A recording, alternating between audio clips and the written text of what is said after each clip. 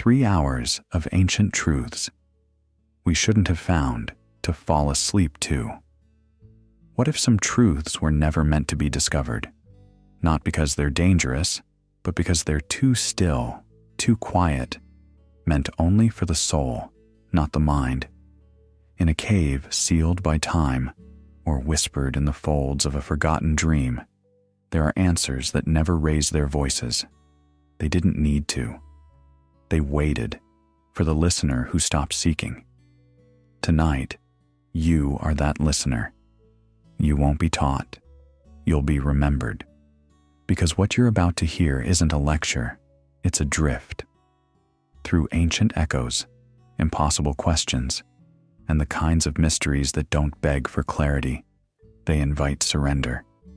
So close your eyes, let the body soften, let the breath slow, and let's begin. Not with knowledge, but with wonder. The whisper beneath history. It begins not with a thunderclap, but with a whisper, a sound not meant to be heard by the ears, but by something older, deeper, buried beneath logic and language. You feel it more than understand it, a slight pressure behind your thoughts, a question you didn't ask, a sense of déjà vu that doesn't belong to you. A man once stood at the edge of a stone circle, barefoot on cold earth, feeling nothing at first, until he noticed the way the shadows fell in patterns not cast by any sun he knew. He didn't speak.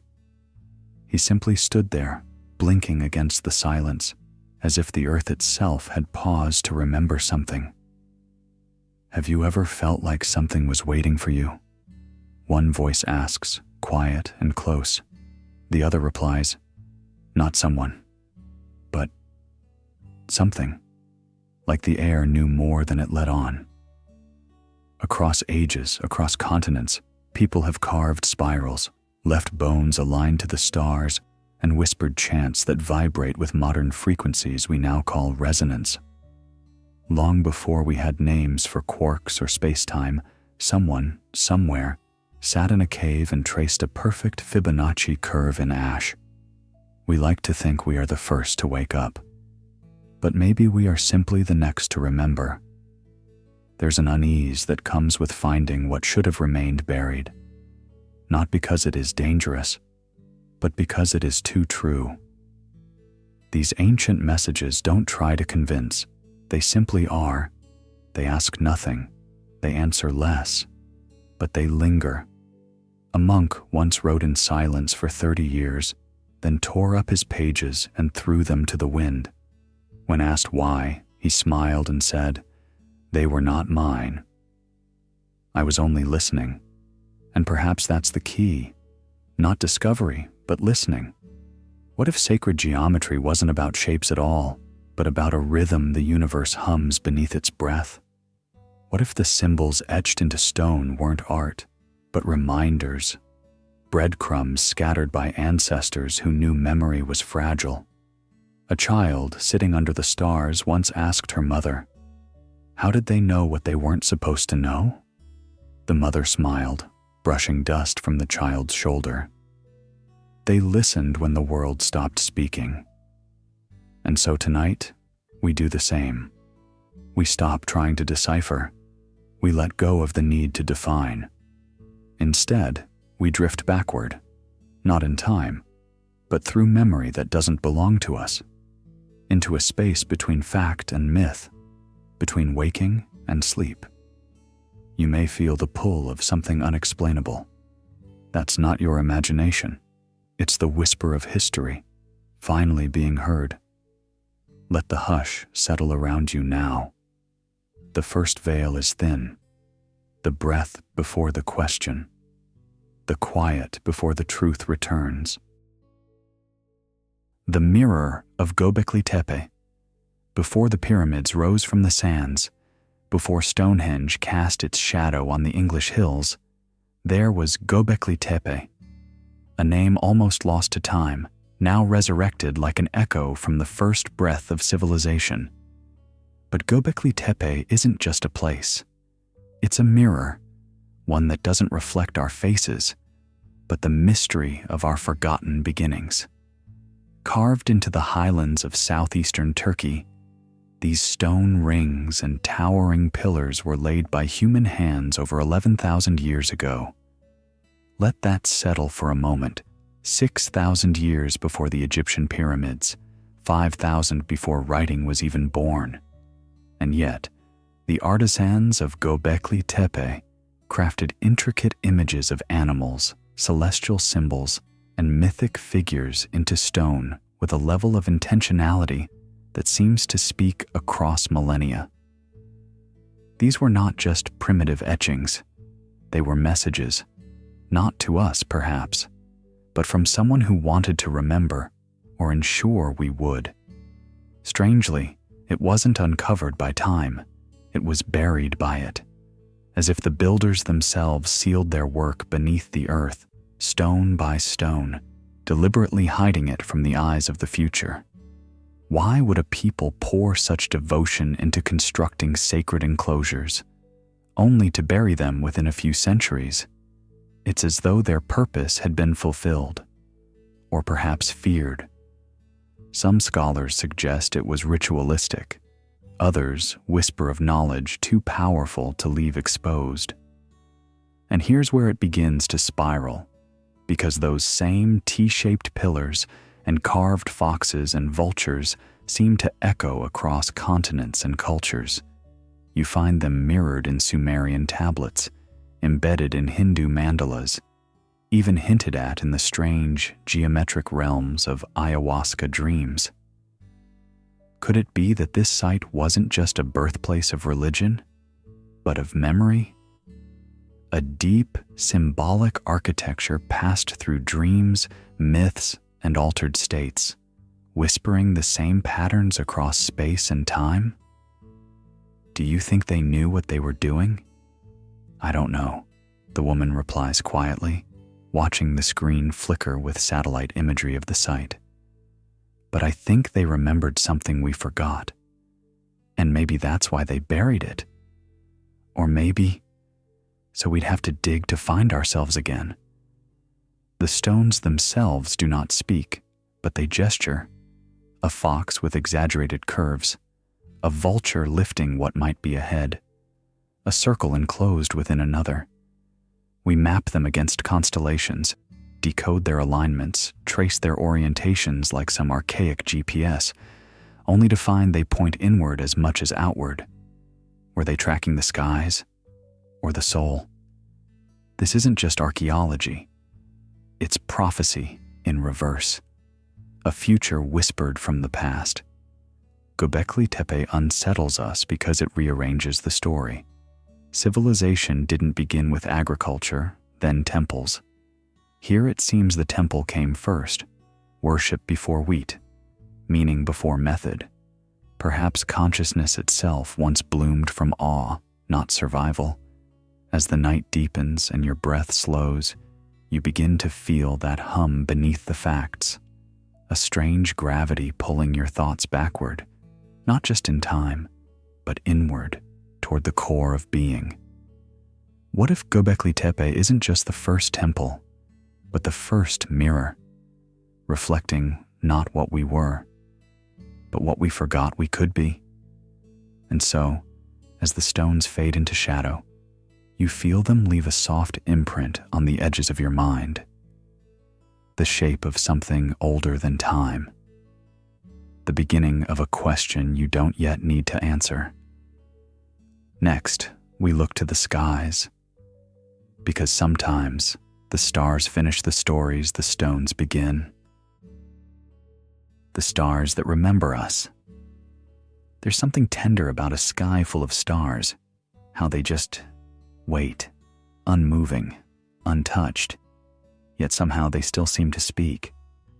A man leans back in a creaking chair beneath a crumbling porch roof. His granddaughter looks up, puzzled, and asks, "Why do they always look like they're watching?" He smiles, not at her, but at something older. "They remember more than we do," he whispers, and she believes him. What if constellations are not just our way of making sense of chaos, but a quiet code written in reverse. Not us explaining the stars, but the stars explaining us.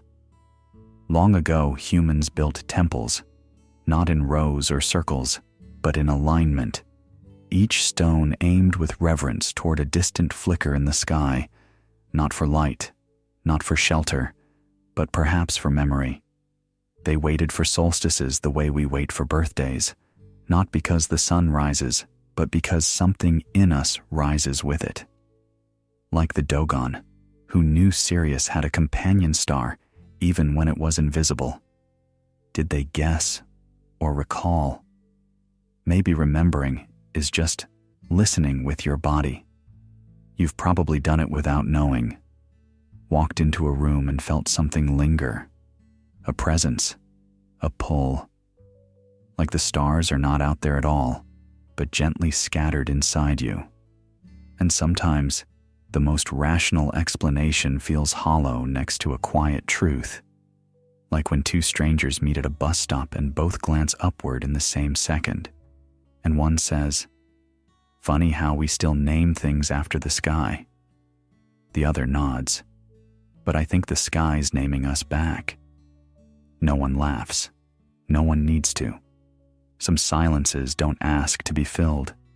So rest here, in that silence. Let it hold you like the night holds its breath.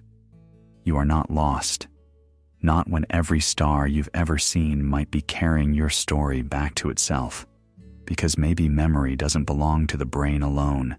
Maybe it hangs like pollen in the spaces between atoms, or glides like wind between Saturn's rings. As above, so below. And now, let's return to Earth, where spirals and shells and fingerprints still echo galaxies. The geometry that breathes. There's something oddly comforting about a circle. It never begins, never ends. Just a quiet, eternal return. As your mind drifts and the world softens into shadows, let it settle on this ancient shape. A spiral unfurling in the curl of a fern. The arcs of a nautilus shell whispering outwards. These are not accidents. They are echoes. Nature speaks in a silent architecture. And before humans had words for these patterns, they carved them into stone. Circles, spirals, golden ratios. They appear not just in the wild, but in what we built when we were closest to the mystery. From the smooth curve of Stonehenge to the golden symmetry of Angkor Wat, the same proportions hum softly beneath it all. These weren't just decorations. They were alignments, invitations. Sacred geometry is often mistaken for mere math, but math alone doesn't breathe. Geometry, when sacred, moves. It pulses, it sings. The ancients knew this in a way that we now only glimpse. They didn't just calculate pi, they walked inside it. Temples aligned with stars, rooms measured by Fibonacci. Stone for stone, they built in rhythm with something unseen. And maybe that's the heart of it. Geometry, at its most divine, isn't about measurement. It's about memory. A memory woven into the fabric of all things, from spiral galaxies to the swirl in your thumbprint, the ratio of your bones, the space between your breaths. A voice gently speaks in the night. Why do you think it feels so calming to trace a spiral with your finger? The reply comes, soft and slow, because it feels like returning to something I've always known, even if I never knew the name. That's the mystery. The same forms appear again and again, on opposite sides of the world, in cultures that never touched, in eras divided by centuries. Coincidence? Or communion? Were they decorating tombs or tuning temples? Were these patterns chosen for beauty or for the way they vibrate with the earth itself? Some researchers believe these shapes are resonant, that they hold frequency, that when you step into a room built on the golden ratio, something inside you harmonizes. You exhale differently. You think more slowly. you begin to feel remembered, because maybe sacred geometry wasn't designed to impress the gods. Maybe it was meant to remind you that you are part of the same pattern, that your heartbeat is just another curve in a long, breathing spiral. So let your mind walk those corridors now. Follow the curves, not with your feet, but with your breath. One inhale, one exhale, a circle, a cycle, and as the pattern unfolds, let it lead you not outward, but inward, because the geometry that breathes is also breathing you. Now, hush. Let the shapes fall away. The next rhythm is not one you see, but hear, from sacred curves to sacred tones. Let us listen to the frequencies that once built walls. The sound that moved stones. The room doesn't need to be quiet for silence to begin. Sometimes it's the sound itself that hushes everything else. The right note, the right breath, at just the right moment. Somewhere between a heartbeat and a hum, there's a tone that doesn't just enter the ear, it enters you. Not as noise, but as movement. They say the stones once danced, that in the red dust of ancient Egypt, great blocks of limestone rose from the earth, not by rope or hand, but by sound, not as myth, but memory passed down like bone-deep instinct. The Tibetans still chant, not for melody, but for motion. Deep, rumbling syllables echo in caves, in ribs, in the quiet places under thought. Across from you, a man on the subway adjusts his headphones and closes his eyes. "This one always calms me down," he murmurs. His voice trembles slightly, not with fear, but with reverence. It's not the music that soothes him. It's how it vibrates through the places words cannot reach, the hollow behind the sternum, the ache behind the eyes. Even now, your breath may be matching something older, something slower, something tuned not to entertainment, but alignment. They've measured this now, science, at last, catching up to intuition. Certain frequencies don't just feel good, they do good. Sound has shifted brainwaves, purified water, even lifted tiny objects with nothing but vibration. There are tones that guide the nervous system like a mother humming to a child, tones that soften trauma like moss softens stone. Isn't it strange? Someone might say beside you in line, half smiling, how some songs just make you cry and you never know why? You nod, but words fail. Because it's not about the lyrics. It never was. It's what the body remembers when the mind forgets. Perhaps ancient priests were never just priests. Perhaps they were conductors of a symphony the earth already knew. A low, droning harmony that shaped matter itself, one syllable at a time. Not magic, not miracle, just mastery of the invisible, the geometry of tone, the architecture of vibration. You're not imagining things when your skin tingles during certain songs, when your chest loosens, your thoughts blur, and your hands go still. That is your biology, remembering something your language forgot. Tonight, you don't have to understand it. Just notice it. The rhythm beneath your resting breath, the pulse behind this quiet narration, the invisible hand that cups you without touch. Because sound, real sound, doesn't need to shout to move mountains. It only needs to reach the right chord, in the right soul, at the right time. And now that we've felt what sound can carry, let us drift into the space between tones, the hush between heartbeats, the silence that doesn't ask for proof. In the next truth, it's not what is said, but what is not. The silence in the scroll. There are books that speak too much, and then there are scrolls that barely whisper. Somewhere between the two lies something ancient, wrapped not in explanation, but in intention. A fragment of parchment, a verse that ends too soon, a sentence that folds into silence. These aren't accidents, they're invitations. The Tao Te Ching doesn't argue. It flows like water and stops where the reader must learn to float.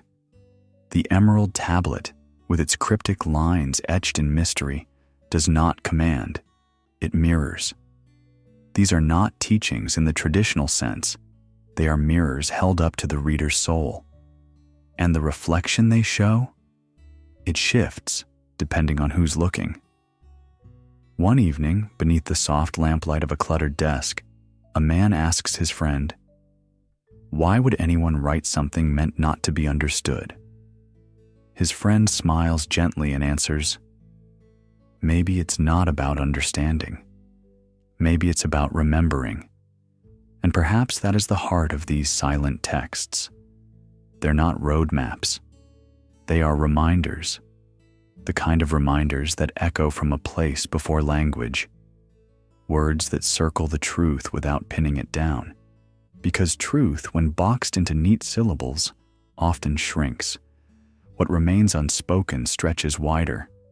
It's no accident that pages go missing, that lines are erased, that entire doctrines survive as riddles. They force us inward, where the real work begins. The mind quiets when it cannot solve, and in that pause, the soul starts to speak.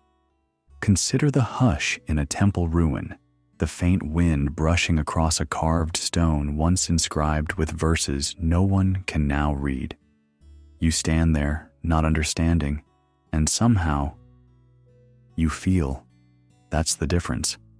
Understanding happens in the head. Feeling happens in the bones. The deeper knowing doesn't come when we decode. It comes when we dwell. When we sit with the text long enough that the words stop mattering, and something else begins. So maybe the scroll isn't broken. Maybe it was never meant to be whole. Maybe the missing pages are the part we were always supposed to write within ourselves. Do you think they left those pages blank for us? The first man asks again, voice quieter now. His friend, looking out the window, says only, "Maybe they left just enough for us to meet them halfway." The most powerful teachings do not yell. They do not fill every space. They leave space. And in that space, in that silence between the words, something old stirs. Not knowledge, not logic, but presence.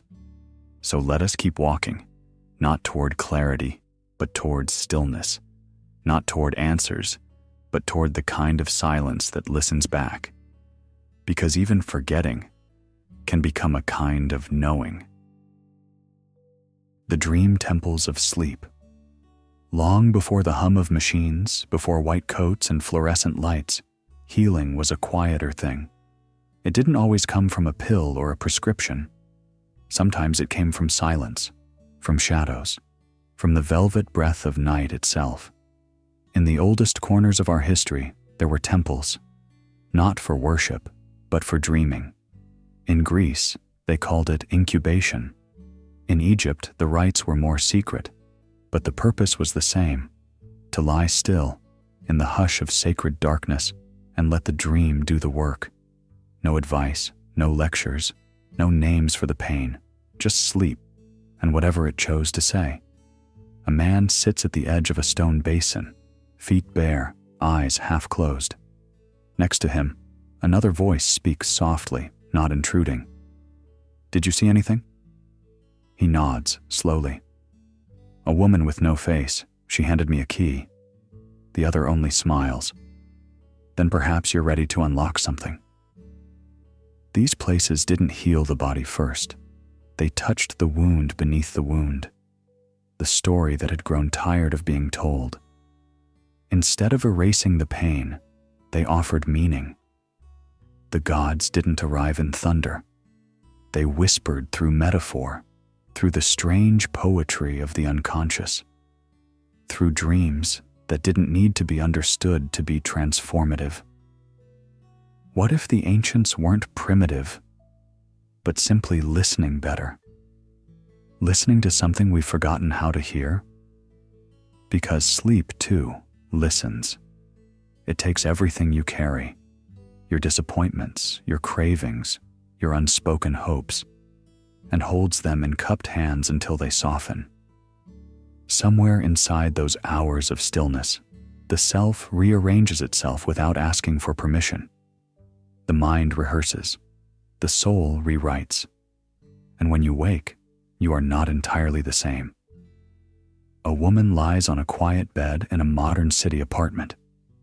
The hum of traffic filters through a window cracked open just enough. Her partner turns and murmurs, "You've been talking in your sleep again." She blinks once. "Did I say anything real?" "You said, 'It's okay now,' that you're not afraid anymore."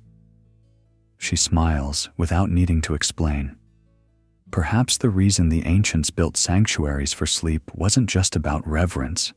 It was about survival. To rest, truly rest, is not laziness. It is resistance.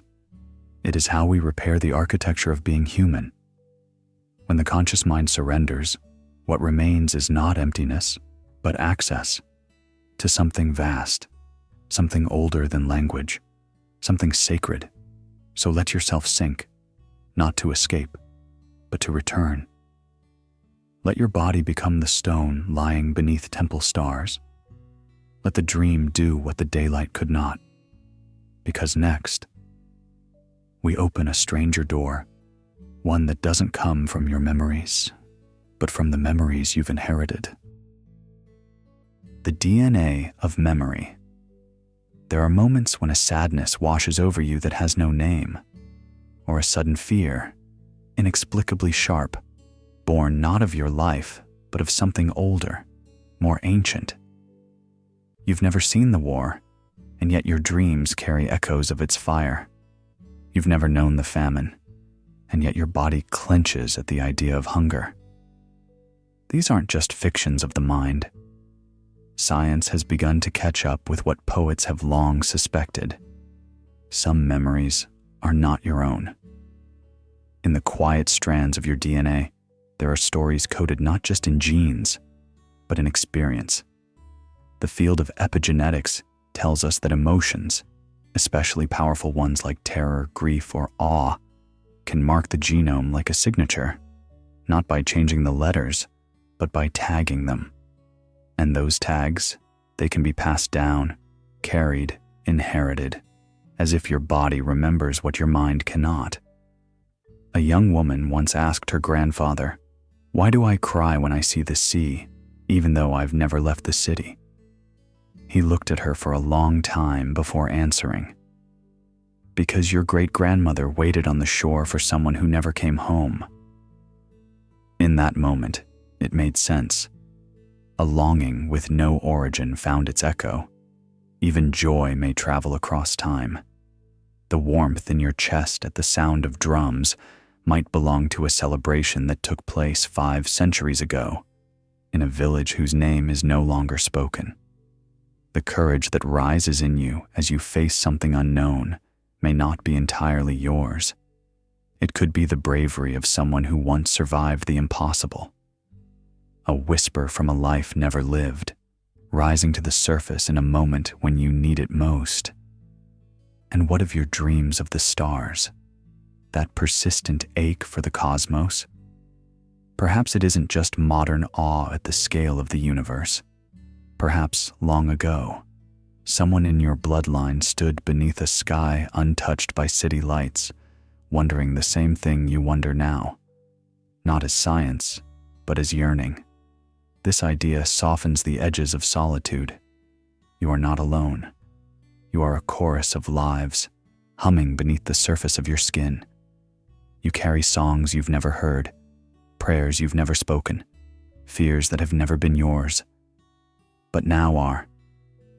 And in honoring them, in listening closely, you don't just understand yourself. You remember the unremembered.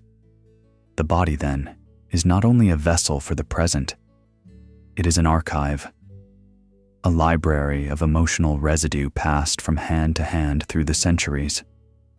When you touch your own heart, maybe you're also touching the pulse of someone long gone, still living faintly within your breath. Now, let us move from the biology of memory to the body of memory itself, from within the cells of flesh to the impossible stones of the earth.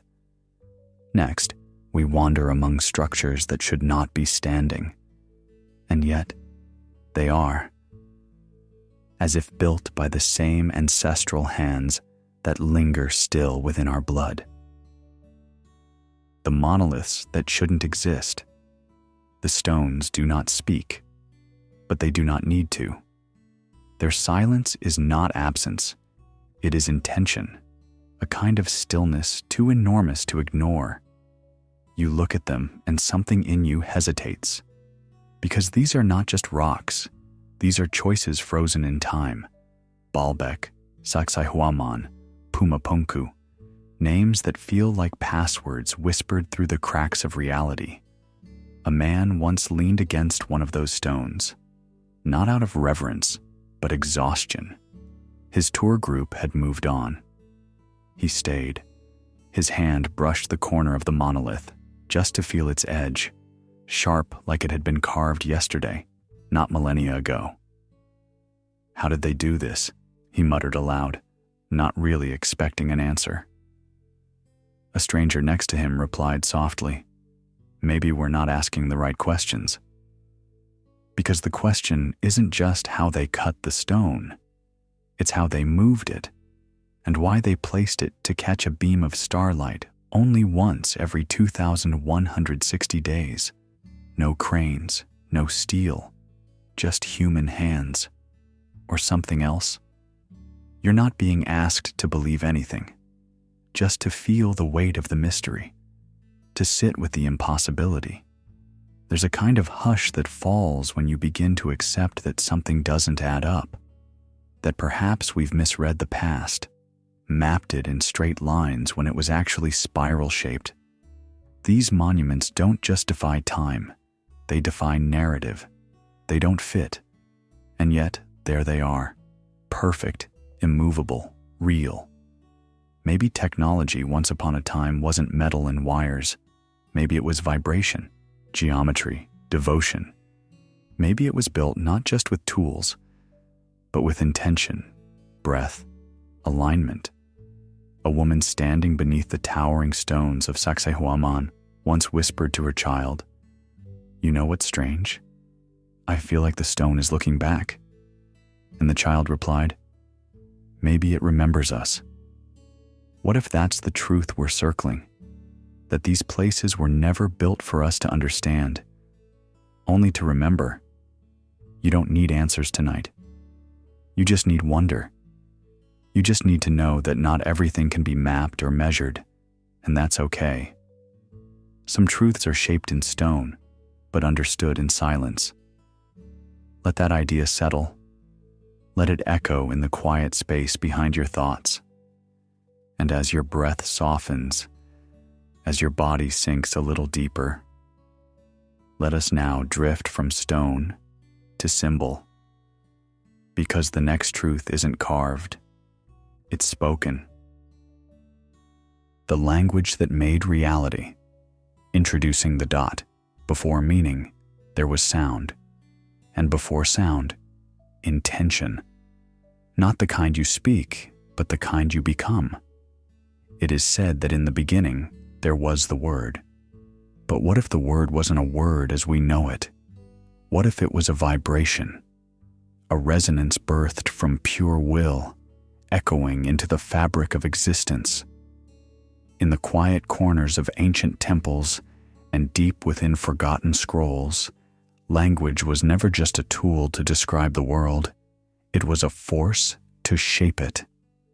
Hebrew, Sanskrit, and the language of the Egyptian priests weren't created for conversation. They were sung into being, chanted, whispers of the divine structured in rhythm and tone, designed not for debate, but for transformation. Every syllable was a seed, every name a frequency, every sound a doorway. "Do you think they really believed words could move mountains?" she asked, curling deeper into her blanket. He paused, gazing at the ceiling as if it held some distant answer. Maybe not move mountains, but maybe shape the air around them, maybe the soul. The ancients spoke with precision because they believed the wrong sound could distort reality. Mantras in Sanskrit were never randomly chosen. They were tuned, like strings of a cosmic instrument. The tetragrammaton in Hebrew wasn't spoken aloud, not out of fear, but reverence, because it wasn't just a name.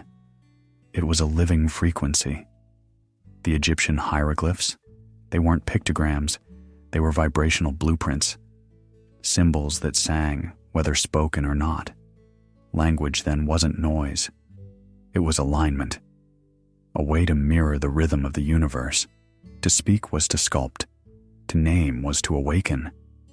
So, if language used to shape reality, she whispered, eyes softening, what happens now that we just use it to scroll and shout? He smiled, sad and curious, all at once. Maybe reality's still listening, but it doesn't know what to become anymore. The implications are haunting. What if the lost words of myth weren't metaphors at all? What if Atlantis fell not by water, but by a mispronounced intention? What if Babel wasn't about hubris, but the fragmentation of this original tongue, a splitting of the frequencies, a disharmony, and in that cacophony, the world stopped listening to us. We traded invocation for information, frequency for function, and somewhere along the way, words lost their magic.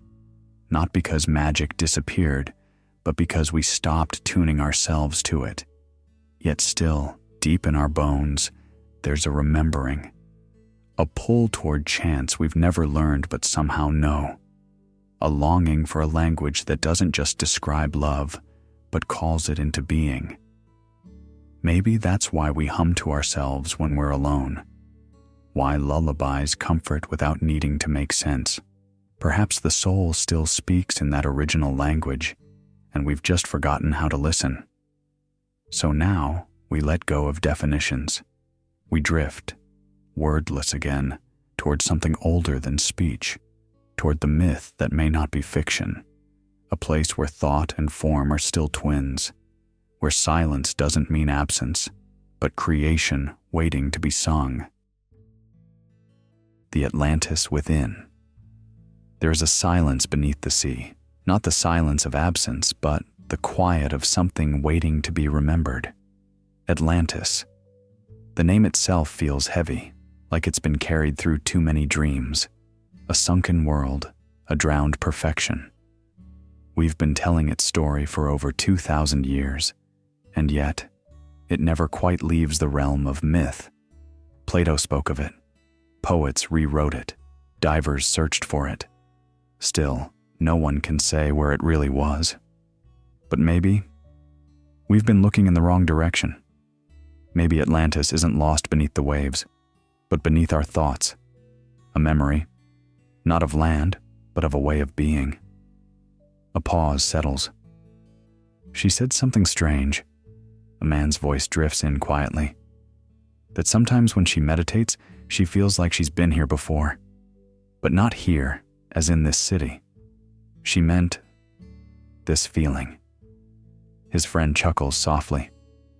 Maybe you're both Atlanteans, just late to the surface. Atlantis, then, not as ruins or rock, but resonance, a civilization that thrived in balance, then fractured. Harmony tipped into hubris, wisdom turned into tools, and tools into weapons. The fall was not only structural, but spiritual. So many cultures echo this arc, a golden age lost, a paradise drowned, an Eden exiled. Why do these patterns keep reappearing, unless they were never stories, but signals embedded in the psyche, waiting to be noticed? Breathe. You're not just hearing a myth.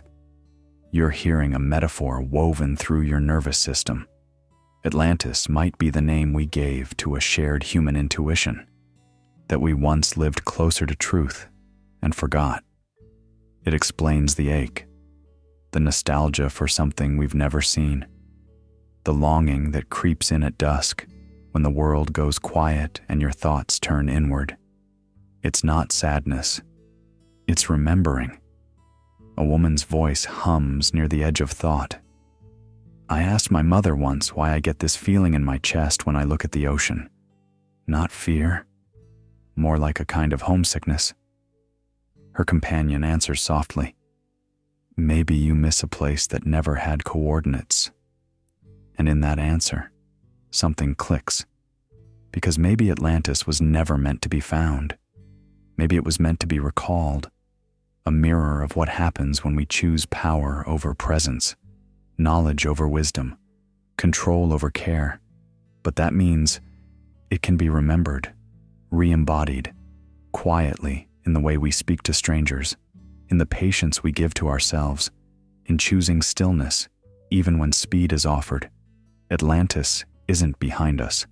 It's beneath us, inside us, waiting for rhythm to return. Let it return. Let your breath become the tide that touches what was lost and makes it soft again. The sea of story never sleeps, and as we drift deeper through its currents, we arrive at another ancient code, one not carved in stone, but in cycles, a calendar not of days, but of completion. Let's step into time, not as something we count, but something we feel. The calendar that ends time. The calendar did not mark an end. It marked a turning. Like a great cosmic breath pausing before the next inhale, the Mayan calendar invited us not into fear, but into awareness. It wasn't a countdown to destruction. It was a signal, a soft chime beneath the noise of linear time, whispering, "Look again." For centuries, we've marched through time as if it were a straight road, stretching ahead and fading behind. Birth, school, work, death, always forward, always next. But what if the Mayans weren't drawing a line at all? What if they were drawing a circle, or more accurately, a spiral? One that loops not into sameness, but into evolution. Their calendar, with its elegant interlocking wheels, marked epochs not as dead ends, but as moments of turning, times when the old frame of mind dissolves and something softer, stranger, more inward emerges. There was no burning sky in 2012, no planetary reset. And yet, something did shift, quietly, inwardly. The internet rewired our minds, borders blurred, old institutions began to shake, not with fire, but with fatigue. And beneath it all, individuals began asking different questions, not just, what do I do, but who am I outside of time?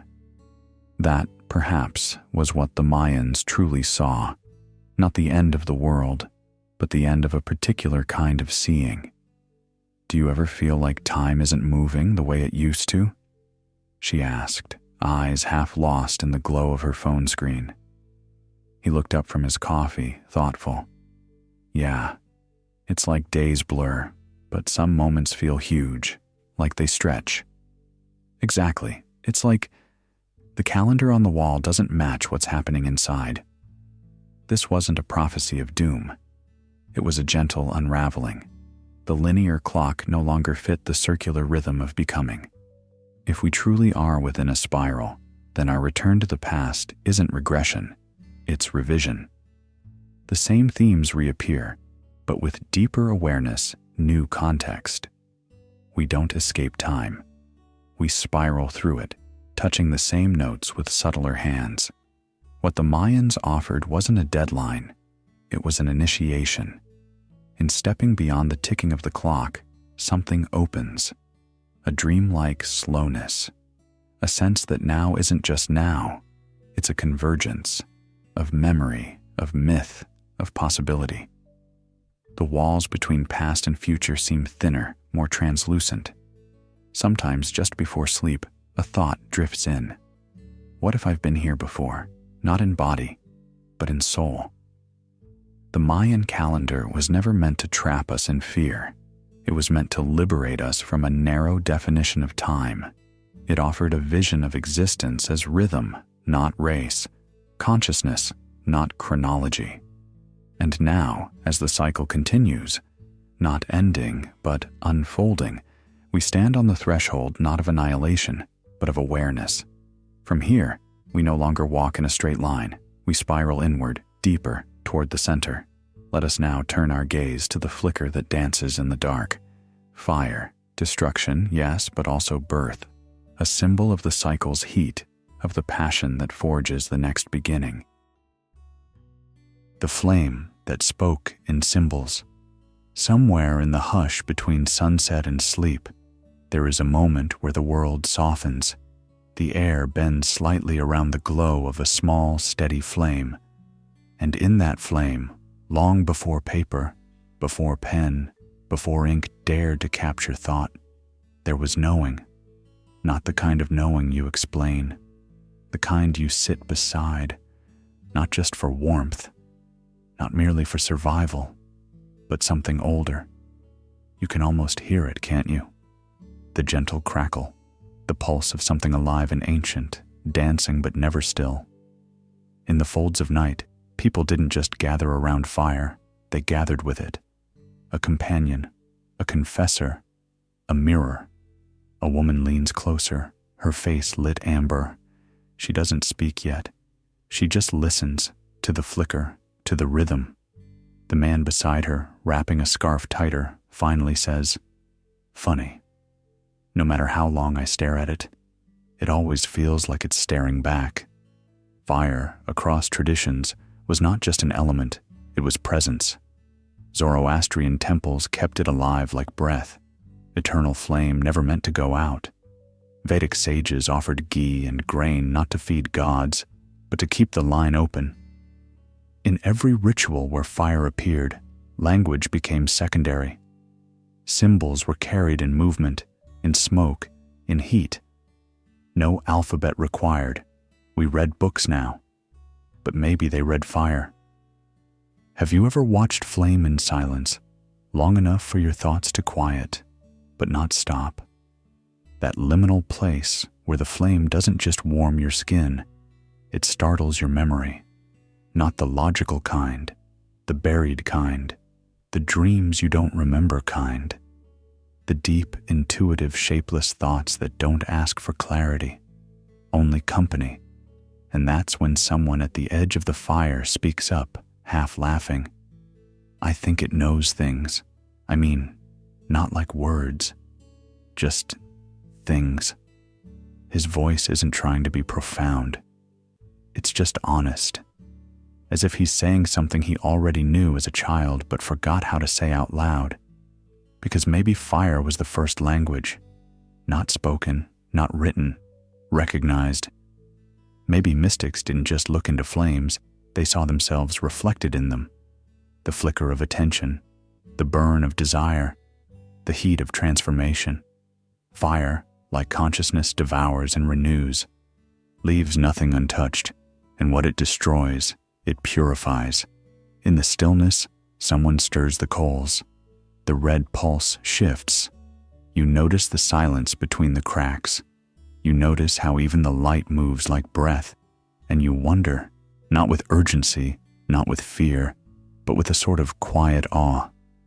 Were the ancients watching the fire for signs, or just watching their own minds move? The night is thick now, soft and infinite. The flame has dimmed to a whisper, and from that whisper, smoke rises.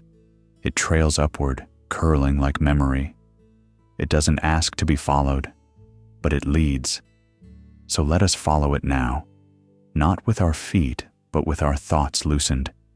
Let us drift with the smoke, where fire becomes air and air becomes myth, where time doesn't line up but folds softly into itself. Next, we'll walk into that fold, to the place where history remembers what hasn't yet happened, where the future hides in ancient ash, and sleep, if it comes, is welcome to stay. The prophecies buried in stone. In the stillness of ancient deserts and forgotten jungles, there are stones that whisper of futures yet to arrive. Unlike scrolls or scriptures written with ink, these messages are carved directly into the bones of the earth, etched with a timelessness that defies decay. They do not ask to be interpreted. They wait. And when we look closely enough, some of them seem less like records of the past and more like glimpses of what's to come. Take the Hopi petroglyphs, for example. Scrawled across the rocky canyons of the American Southwest, their spiral patterns, humanoid figures, and celestial symbols aren't just decorative. They form a quiet language, one that speaks of migrations, of cleansing floods, of a world broken and reborn. These images were not guesses. They were declarations made by a people who saw time not as a straight line, but as a circle returning upon itself. What they called prophecy was perhaps simply a recognition of rhythm. Half a world away, in the moss-covered corridors of Angkor Wat, carvings stretch from stone to soul. Among the battles and gods are celestial alignments, monstrous waves, and what some interpret as visions of fire raining from above. Were these metaphors for spiritual transformation, or literal forecasts of environmental catastrophe? Some scholars argue that these symbols mapped the stars with such accuracy they may have charted cosmic cycles spanning millennia. Others see them as the world's oldest weather reports.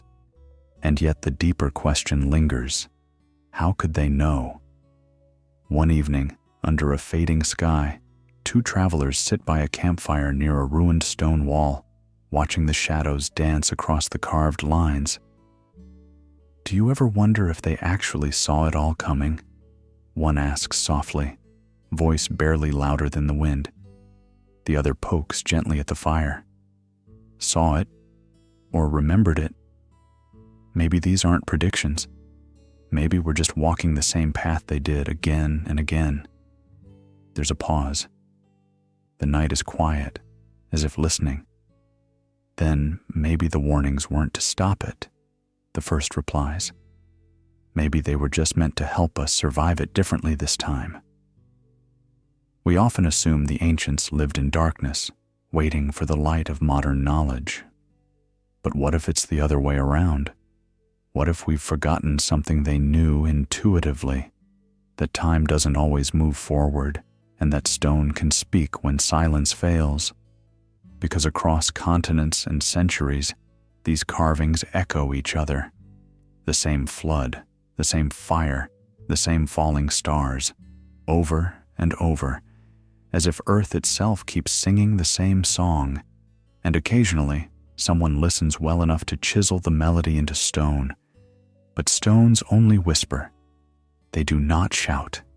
They wait to be read by those willing to listen, not just with their eyes, but with a part of the mind that remembers before memory begins. And so, as our footsteps drift forward, away from prophecy and toward mystery, we leave behind these messages in stone, half warning, half invitation. Now we turn not to what was carved, but what was concealed, not written in glyphs or monuments, but encoded in something quieter, something deeper. The next chapter begins not in noise, but in silence. The knowledge hidden in mudras. You can speak without sound, a message shaped not by lips, but by the spaces between fingers, a language whispered through bone and breath. Somewhere in a sunlit room, a child mimics the hands of a statue without knowing why. Thumb touches index, palms pressed together. Not in prayer, but in memory. A gesture carried across time, like a word you almost remember, resting just behind thought. Mudras, those subtle hand movements found in yoga, in temples, in dance, are often dismissed as symbols, as decoration. But what if they were far more than that? What if each pose was not an expression, but a transmission, not an accessory to silence, but its grammar? A woman sits at the edge of a quiet garden, eyes half lowered. Her fingers curl into the abhaya, palm raised, fingers extended. No one's watching, yet something shifts in the atmosphere. A tension leaves the air, as if the space itself has understood her unspoken command. I fear nothing. Later that evening, two strangers cross paths outside a train station. One is fumbling with a tangled pair of headphones. The other offers help, hands steady and calm. As they untangle the knot together, their fingers brush, and for a moment, a strange stillness pulses between them. Not awkwardness, something else. Recognition, perhaps.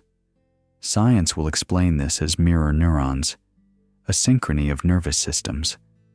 But elsewhere, in older wisdoms, they'd say the body is echoing something older than speech, a time when humans read energy through fingertips and express truth in the angle of a wrist. In ancient rituals, mudras were used to invoke deities, direct breath, and awaken dormant paths of awareness. Each shape mapped to a current, some leading outward, others folding inward. A hand turned just slightly could be the difference between grounding and release, between containment and flight. And maybe, just maybe, these gestures weren't created to please the gods, but to remind the human of their godliness, that the body is not just a vessel, but a receiver, a transmitter, a sacred architecture built not of bricks, but of tendons and stillness, that to move the hand with intention was to open a doorway, quietly, into something vast. There's a softness in this knowing, a gentleness in realizing that healing may not always roar.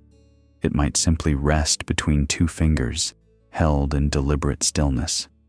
And as you breathe now, maybe your own hands feel a little heavier, a little more awake.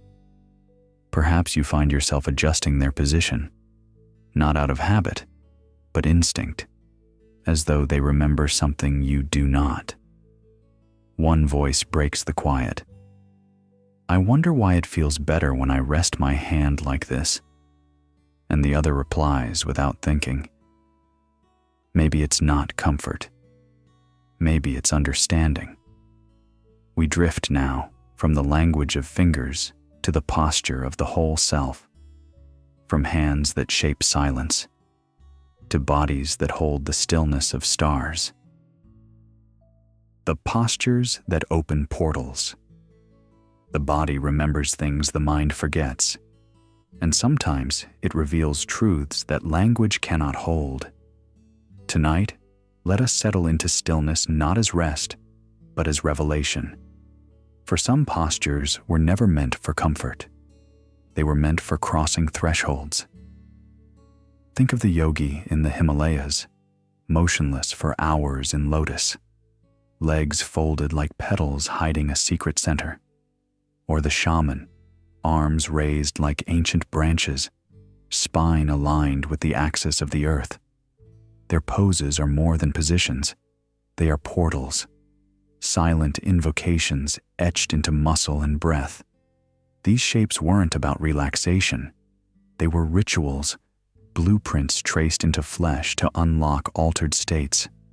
Why do they always sit like that in meditation? I used to think it was just for flexibility.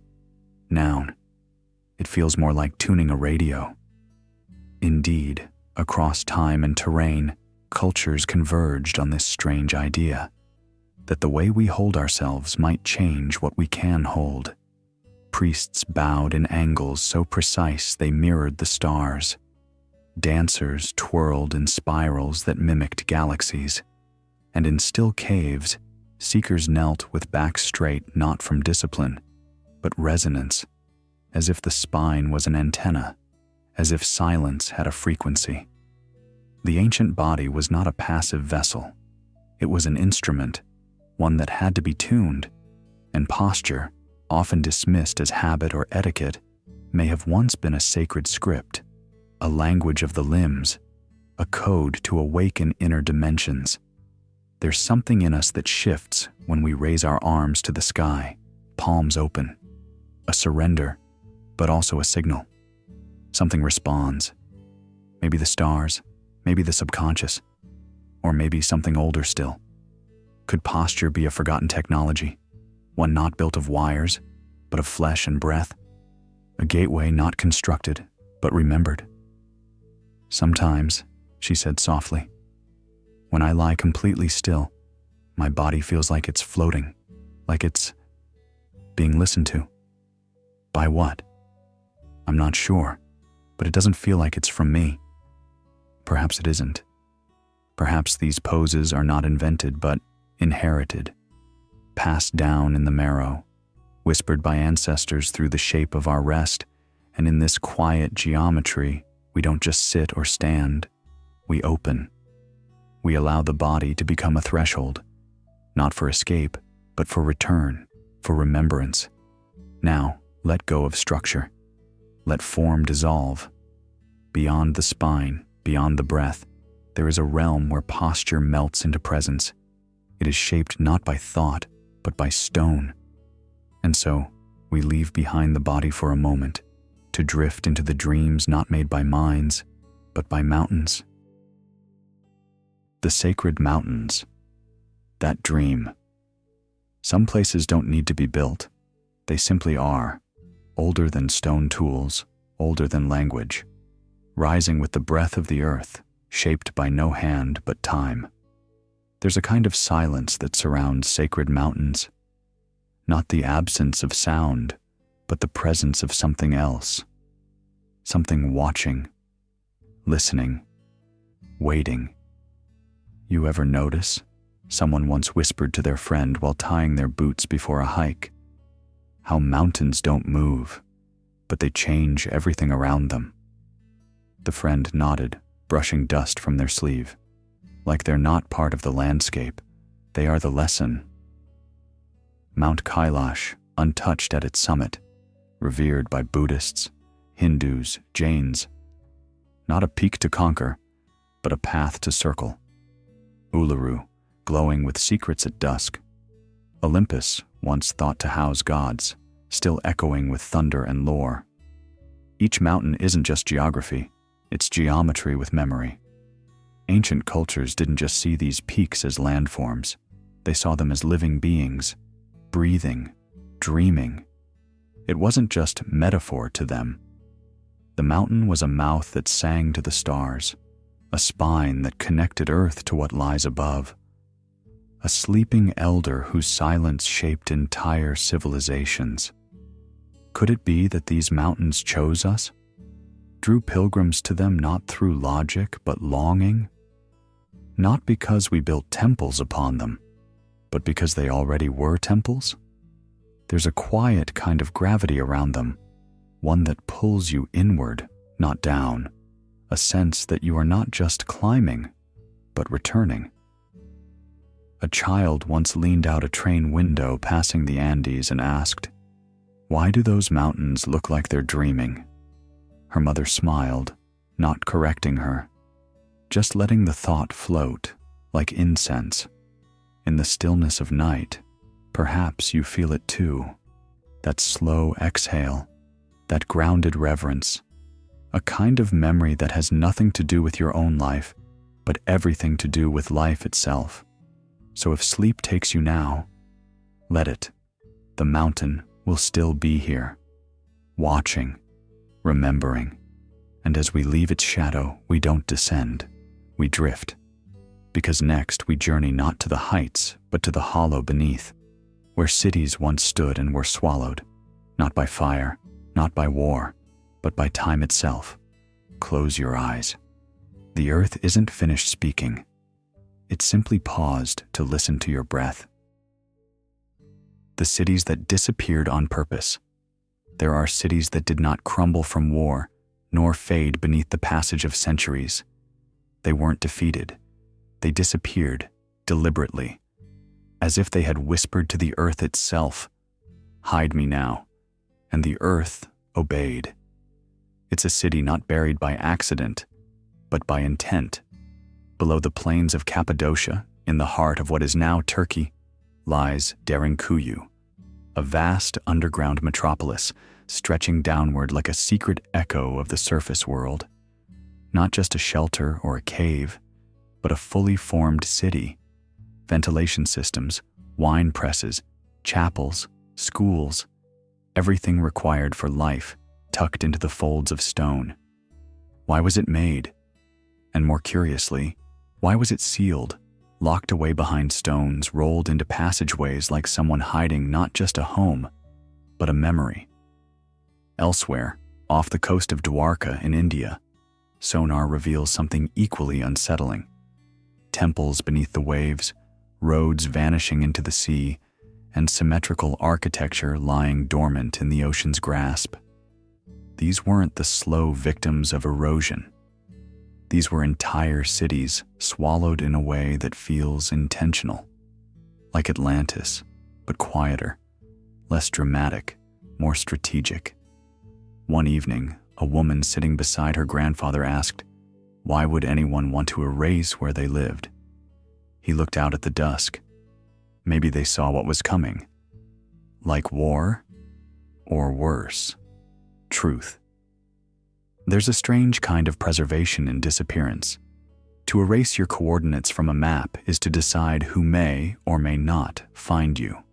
Some scholars believe ancient engineers knew of coming floods or invasions and acted first, choosing exile in stone or sea rather than surrender above ground.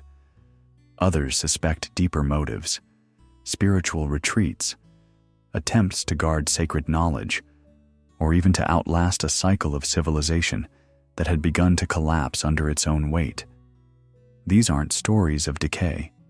They're stories of intention, of civilizations that asked, what if survival isn't staying visible? What if the only way to last was to vanish? And still, the stones remember. In the silence of sealed halls and submerged pillars, something waits.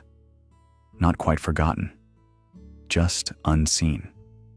Perhaps these cities were not trying to escape the world, but to retreat from time itself, to sleep beneath layers of earth and ocean until the world was ready to ask better questions.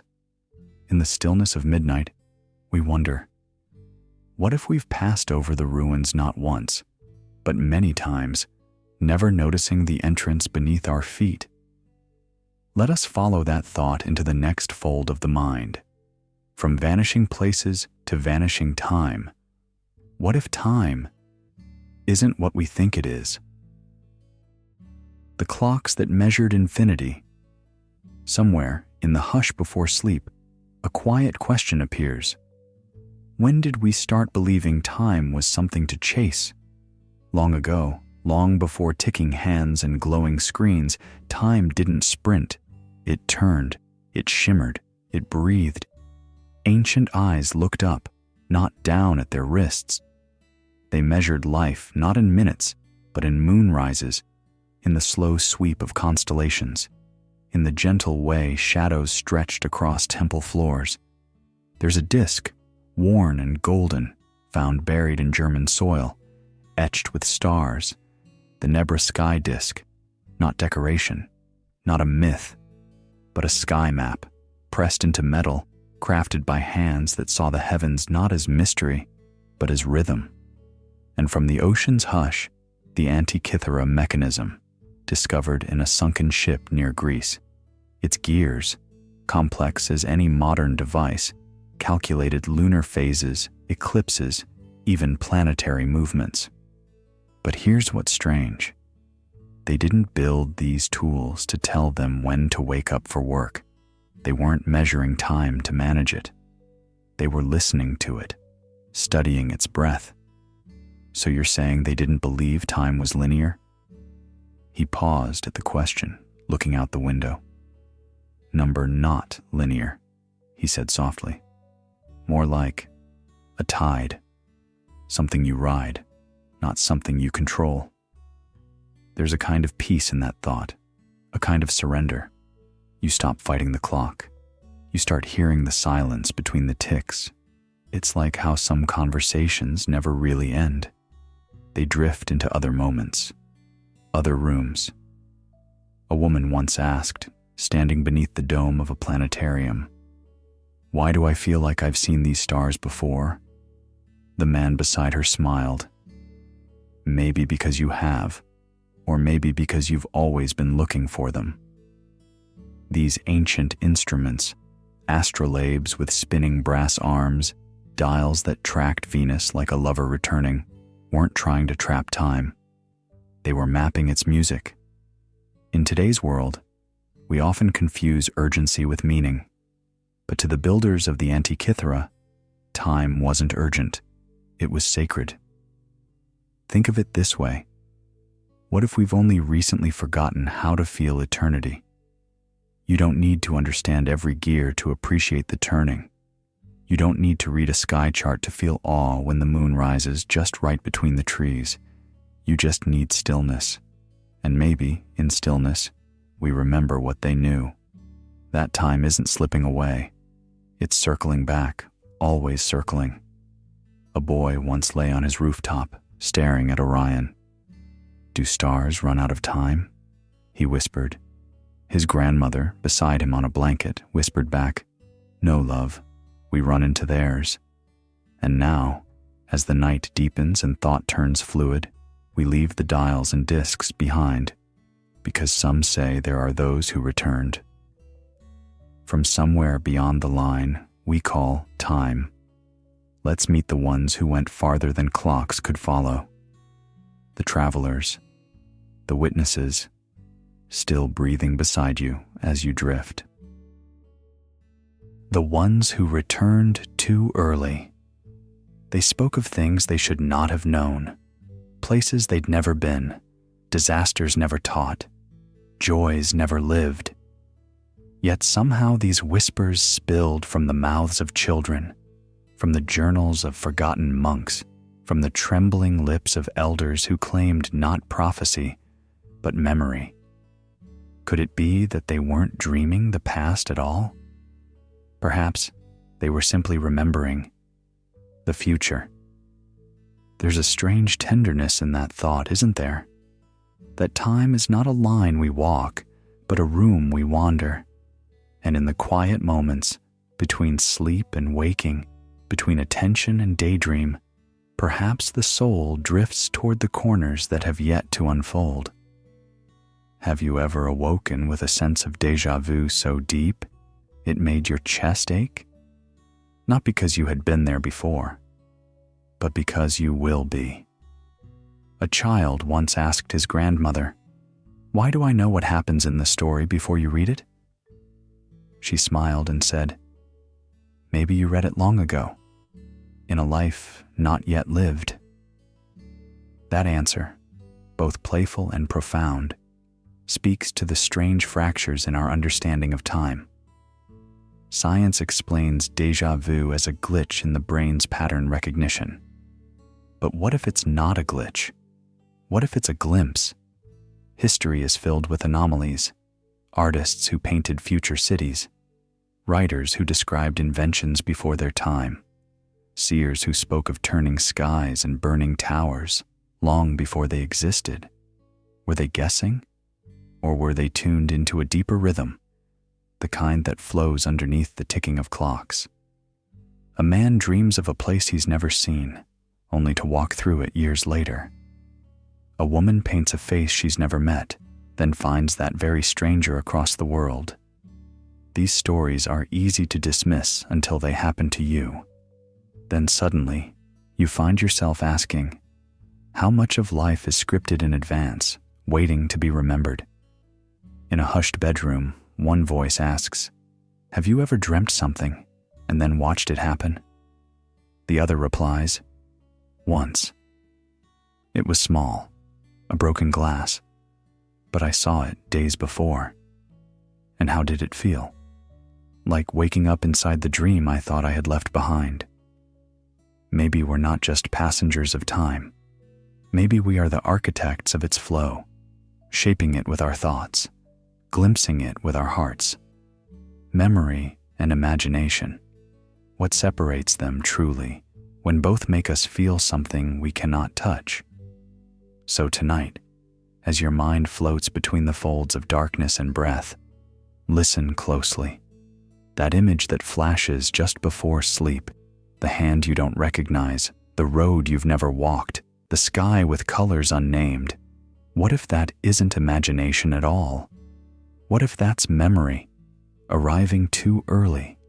And now, with a breath that carries no weight, we step not forward, not backward, but inward, into the quiet gaps that time cannot measure, toward truths not told in hours, but in the stillness between them. Some numbers don't add up. They resonate. They hum beneath the skin of the universe like a tuning fork pressed to the chest of time. A man once asked a woman on a quiet train ride, "Do you ever notice how clocks feel slower when you're sad?" She smiled, not because of the question, but because she knew exactly what he meant, even if it made no sense. That's how this segment begins, with the strange logic of intuition, the gentle unraveling of something we've always felt, but never named. Pythagoras, long before math textbooks domesticated his name, believed numbers weren't just tools for measurement. They were living patterns. The number 1 wasn't just unity. It was origin, the breath before speech. 2, not just duality, but reflection. 3, the triangle, the sacred balance. And from there, things got stranger. 12 moons, 12 apostles, 12 cranial nerves in the human body, 108 beads in a prayer mala, 7 tones in a musical scale. Why do certain numbers echo in sacred sites, in temples, in myths, in bones? A barista handed a customer their drink today and said softly, "You're my 12th one in a row who ordered decaf." Something's in the air. They laughed. But there's something there, isn't there? That ripple of unseen patterns beneath the ordinary. Not superstition, but structure. A kind of mathematical memory encoded into reality. The Babylonians mapped stars with 6s. The Egyptians built their monuments in ratios we still study. In Vedic India, priests chanted in sequences aligned to breath, heartbeat, planetary motion. Their rituals weren't superstition. They were calibration, tuning the human soul like a string instrument against the backdrop of the cosmos. The right frequency didn't just sound beautiful. It was believed to realign the world itself. And so maybe, when you find yourself favoring a certain number, seeing it again and again, noticing it on receipts, hotel rooms, street signs, it's not coincidence. Maybe it's a call, a soft knock, a harmonic reminder that the world isn't random, and neither are you. A child once said to her mother at bedtime, "I only like to count in 7s. It makes the dark feel less lonely." That wasn't math. That was memory. A memory older than her body. A resonance her mind hadn't learned, but still somehow knew. And if you're listening now, drifting between awareness and the soft glow of sleep, you don't need to understand it all. Let the numbers swim around you. Let them become breath, pulse, rhythm. There is wisdom in surrender. There is safety in not needing to solve everything. The universe may very well be a song, one sung in ratios and recurrences, and perhaps, without even knowing, you've always been humming along. Now we begin to leave behind the grid lines of numbers and shift into something even softer, even older. A kind of cartography that isn't written, but dreamt. Maps not of land, but of vision. Let's follow the threads into that space next, where direction comes not from stars, but from symbols that appear just as your eyes begin to close. The maps that weren't real, but were. There are maps that do not unfold across tables, but instead unroll in the corners of the mind, in dreams, in whispers, in the hazy memory of something we've never quite seen, but somehow remember. These are not the charts of merchants or explorers.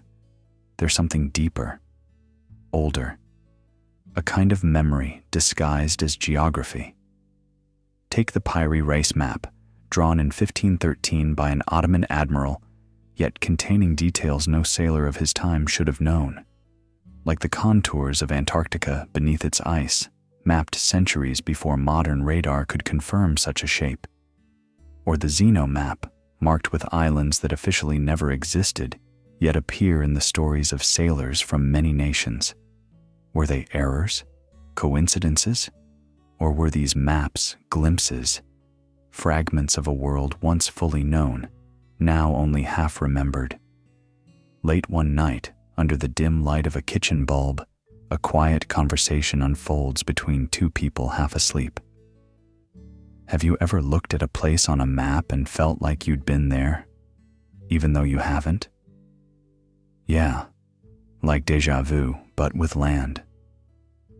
Maybe the land remembers you too. Or maybe it's from a time I forgot I lived. This isn't just about what we see on paper. It's about what's drawn in us, a yearning for places erased, the ghost lines of coastlines we cannot trace but feel nonetheless. Like the idea that Atlantis wasn't sunk but archived, that Lemuria wasn't lost, just misfiled in our memory. These maps, with all their anomalies and impossibilities, aren't mistakes. They're reminders, markers, like the scattered stars of a constellation, only visible when we close our eyes. What if these maps weren't drawn from exploration, but recollection, passed down through oral myths, trance states, or something deeper encoded in the collective human psyche? There's a strange comfort in imagining that the Earth itself is trying to help us remember. That long before satellites, GPS, and globe-spinning classrooms, someone had already walked these lines. Perhaps even us, before we forgot. And maybe that's the real journey these maps invite us on, not across oceans, but across the layers of our own memory. A journey to places we've lost not in space, but in time. Because sometimes remembering is the truest form of travel. Now, let the mind fold the parchment inward. Let the coastlines dissolve into mist. From impossible maps, we drift gently toward invisible blueprints, toward cities never built yet always felt. The cities you dream about. There are cities that never existed, yet you've wandered their alleyways. You've turned corners that no map marks, past fountains that no traveler ever named. And somehow, it all feels more familiar than your own neighborhood. You may not remember when you first arrived. Maybe it was a night like any other, your thoughts softening, your breath falling into rhythm. And then, without warning, you were there. The buildings glowed with a light not cast by sun or lamp. The streets were paved with memory, not stone. And there, beneath a violet sky, a stranger nodded to you as if greeting an old friend. Have I met you before? Someone asked you in that dream, leaning beside a doorway carved with symbols you almost understood. You smiled. I think, maybe not in this life. And they didn't seem surprised, just stepped aside so you could pass. Psychologists call these archetypal landscapes the mind's way of stitching symbols into stories. But what if that's only half the truth? Some dreamers report cities they return to again and again, where details remain consistent over decades. A bakery on a corner, a spiral staircase in a green-tiled library, even recurring weather patterns. One woman said the same train was always delayed, always at 8:42. These aren't random. They're architectural.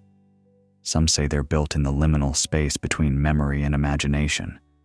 Others feel something deeper, that these are not their dreams, but ones they've inherited, like heirlooms passed down from unknown ancestors, encoded in sleep. And sometimes a person wakes up not startled, but homesick. You ever felt that? That ache, not for someone, but for somewhere? A place that never was, but somehow still waits for you, as if it continues existing even when your eyes are open. You can't Google it. You can't point to it on a globe. But your feet know the cobblestones. Maybe we're tapping into something Carl Jung hinted at, a collective unconscious, a map beneath the maps, where lost civilizations whisper, not through artifacts, but dreams. Maybe our souls remember things our brains never knew. Maybe those cities are echoes from lives before the one we wear now. Someone once said in passing, half laughing over a cup of tea, "Sometimes I think my dreams are more consistent than real life." The other person, stirring quietly, replied, "Maybe that's because the dreams don't change. We do." And so tonight, if you find yourself on a street lit by lanterns no fire ever touched, or crossing a bridge where no river runs below, don't rush to explain it. Let it be what it is, a city with no name, but with meaning that hums beneath the surface, like the low vibration of truth, a truth you don't need to prove, only to feel. And if places can be dreamed into being, what about people? What about the ones who speak before words and walk beside you in the in-between? Let's follow that thought now into the beings who existed before language ever learned to speak. The beings that spoke without words. Before the gods had names, before temples, rituals, or carved icons, there was only presence. It wasn't a whisper or a command. It was a knowing, a vibration in the chest, a shiver down the back of the neck. The stories say these beings came not to rule, but to remind, and they did so without a single word.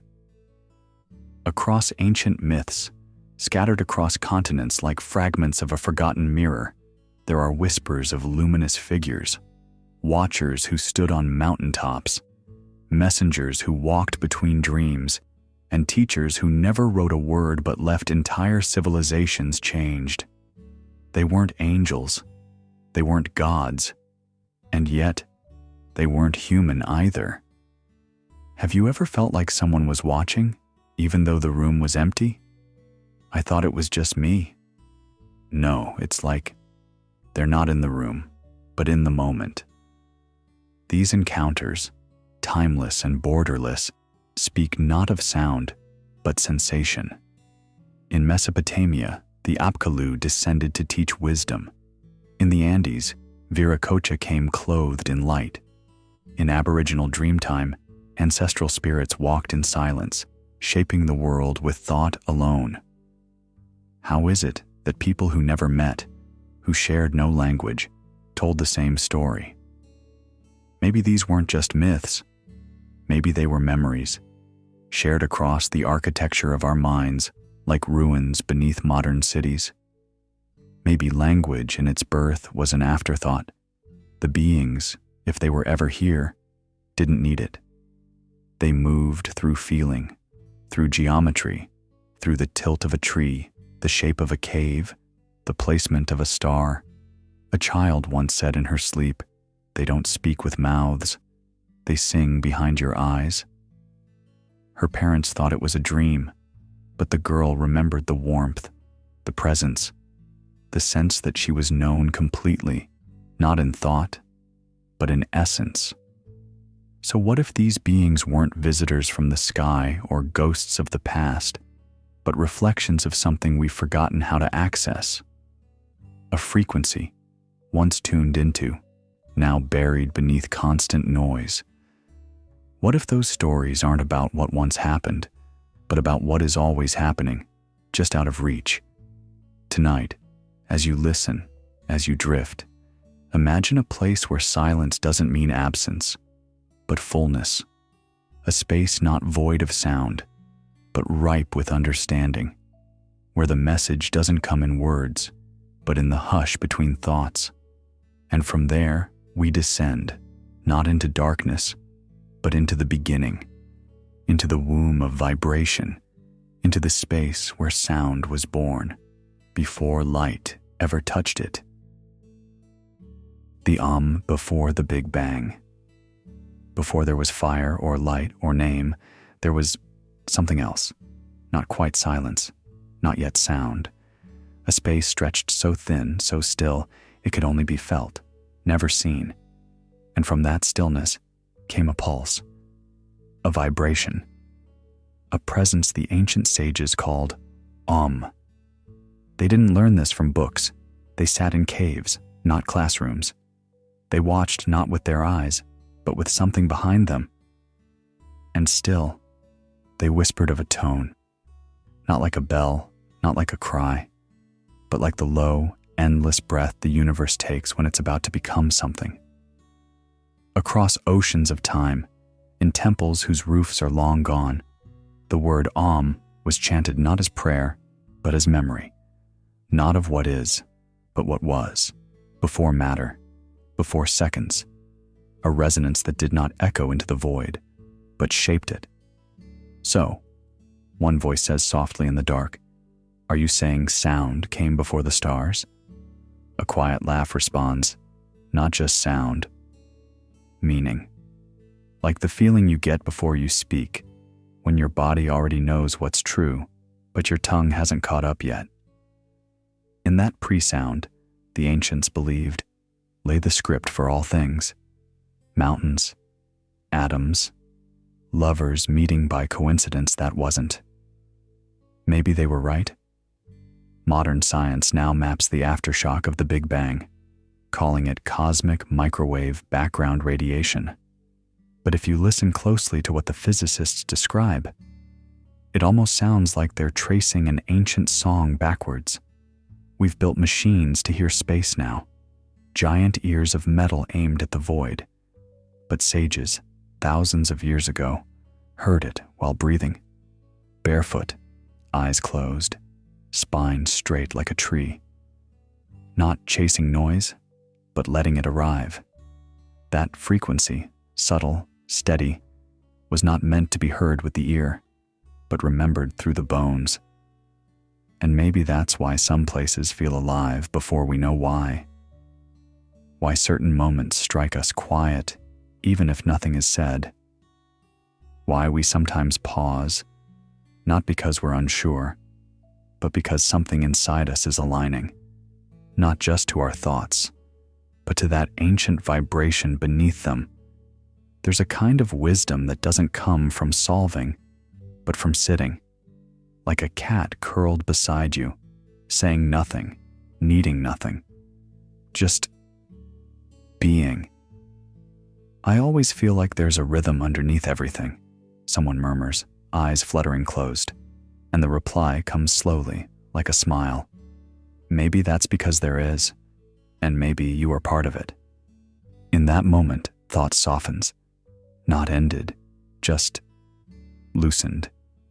The mind begins to sway like seaweed beneath the surface, no longer asking, just listening, letting the hum cradle the brain like an old lullaby sung before language was born. And as we float in that hum, let us now drift further, not into endings, but into loops, where stories don't close, they echo. The myths that reset the world. They say the world has ended before, and not just once. There's a rhythm to how we fall apart, a choreography of collapse, then rebirth, that echoes in every ancient story told by firelight or carved in stone. The Greeks spoke of ages, golden, silver, bronze, and then the fall. The Hindus whisper of yugas, cosmic seasons that end in fire or flood, only to bloom again. And even in the cold hush of northern myths, a great wolf swallows the sun, only for green shoots to rise from the ashes. Why do these stories repeat? A soft voice in the dark might ask, were they just trying to explain thunderstorms, or remembering something we've forgotten? Maybe both, comes the reply, low and thoughtful. Maybe they saw further back than we can even imagine. There is a strange comfort in destruction, isn't there? Not in the pain or the loss, but in the clearing. In the idea that when everything falls, something new can be born from the silence. A flood drowns the world, and a single boat carries life into a gentler dawn. A fire consumes the forest, and from the blackened earth, wild flowers reappear, uninvited and unapologetically alive. Perhaps these myths aren't just metaphors. Perhaps they are old memories, ancient scars etched into the planet's crust and passed down in lullabies disguised as legends. Atlantis sinking beneath impossible waves, the ice walls collapsing in sudden fury, the sky raining stars no one remembers seeing, but everyone seems to know. What if Earth itself remembers, and every few millennia it sighs, it resets, it allows the game to begin again, not out of cruelty, but out of an instinctive need to refresh the story, to give another chance to what once forgot how to live in balance. And maybe we're in such a cycle now. A quiet moment passes. The air feels heavy with realization, like a breath held too long. Do you think the world's ending? One voice murmurs, almost afraid of the answer. No. The other says gently, I think it's remembering how to begin. This is the essence of those ancient resets. They speak not only of planetary shifts, but of inner ones. For every external apocalypse, there's an internal revolution waiting to rise. These stories whisper to us, your ending might just be your turning point. Your ruin might be the soil for your greatest flowering. So as we lay here, adrift between the hush of thought and the descent of sleep, we can let the myths hold us, not as warnings, but as lullabies, as reminders that beginnings rarely look like beginnings. Often, they arrive in the form of an end. Let's now turn inward, away from floods and flames, toward the quiet voice that never needed to shout, toward the compass that spins not on the surface of the world, but deep beneath it, toward intuition. The compass. You forgot you had. There is a silence inside you that has always pointed the way, even before you knew how to ask where you were going. Not the kind of silence that fills a room after the music ends. A quieter quiet. One you carry. One that listens when you stop speaking. You were never truly lost, just surrounded. Think of a time you felt it. Maybe walking home in the dusk without looking at signs, or standing in a place you've never been, but somehow feel like you remember. That soft ache of recognition with no clear source. Some call it instinct, others call it resonance. But ancient people simply trusted it. They had no need for the word. One person says, I don't know why, but I feel like we should turn here.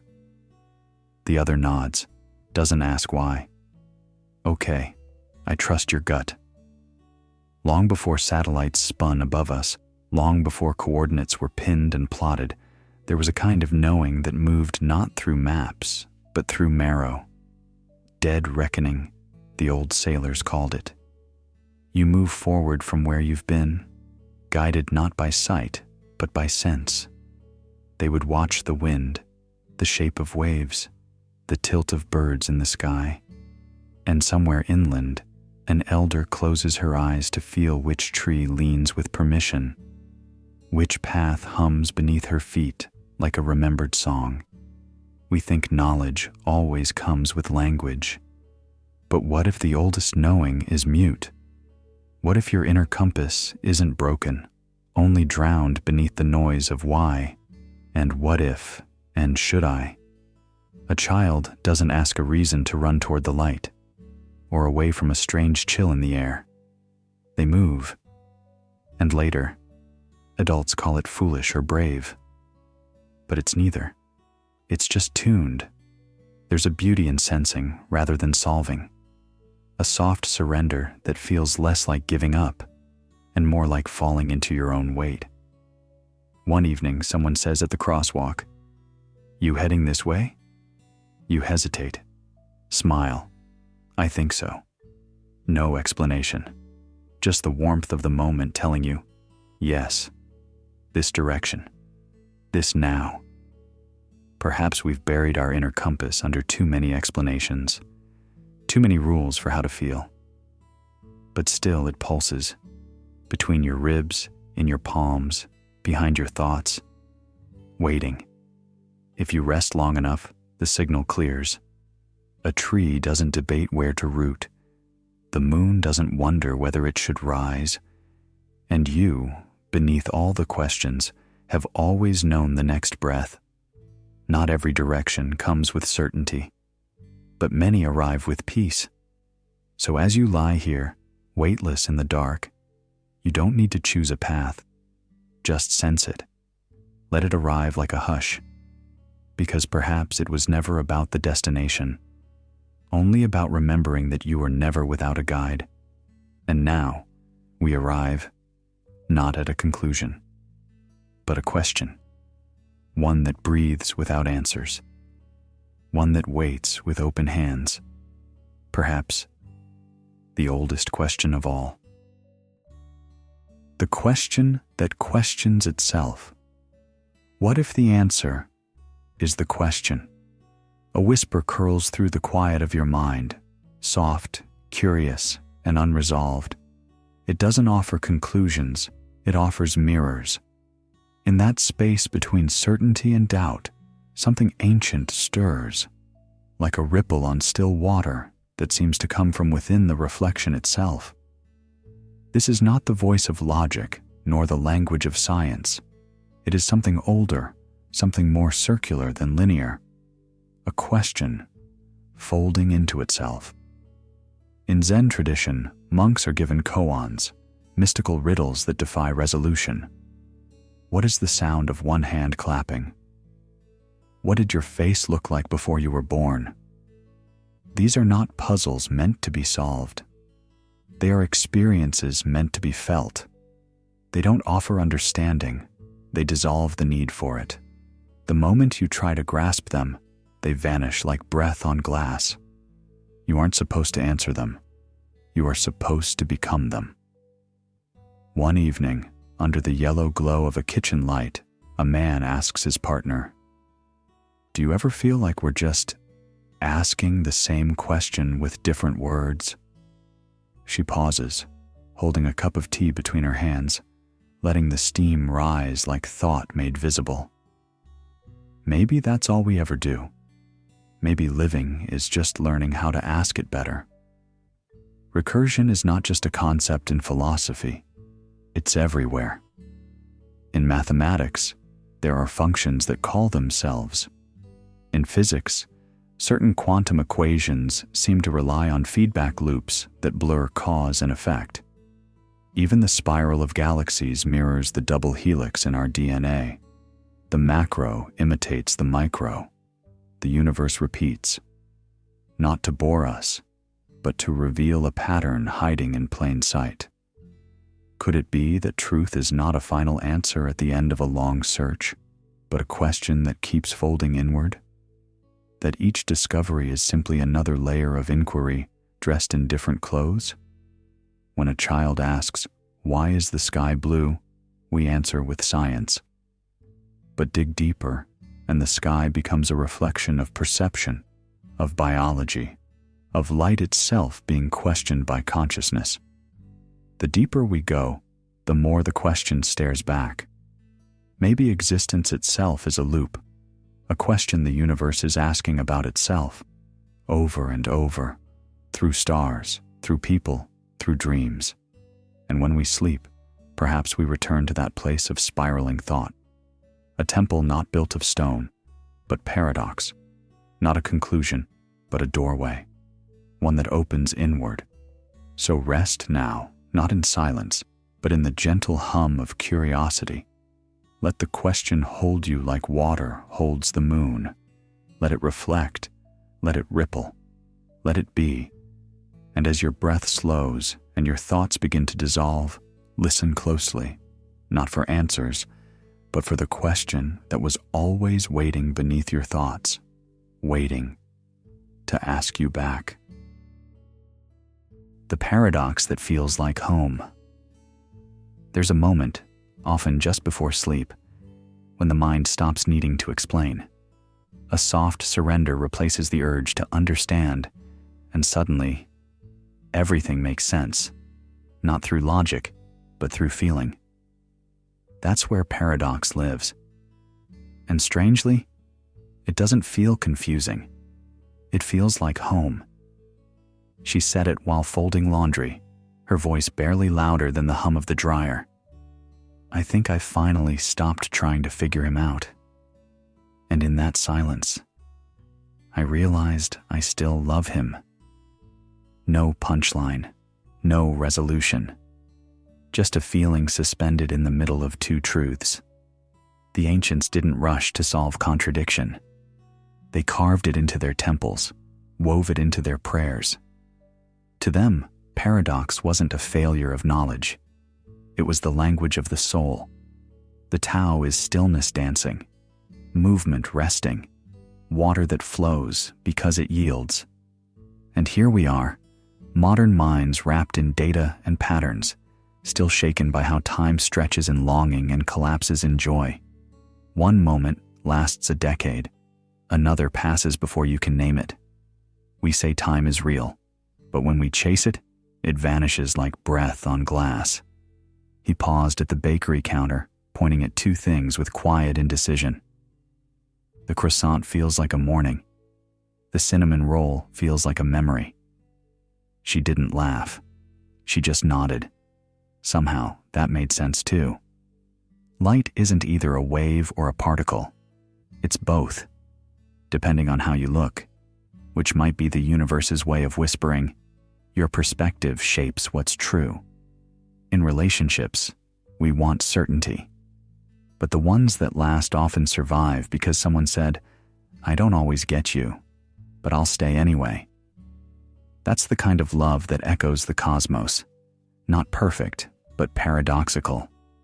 Holding two emotions at once, longing and contentment, doubt and devotion. Peace doesn't always come with answers. Sometimes it comes wrapped in questions we stop trying to untangle. There is calm in realizing you don't have to reconcile everything. You just have to hold it gently. A teacher once told her student, when you stop needing to be right, the world becomes more generous. Maybe that's what ancient truths knew. We don't arrive at wisdom by sharpening our minds, but by softening them. Contradiction isn't chaos. It's the hum of the universe, the quiet vibration between yes and no, beginning and end, self and other.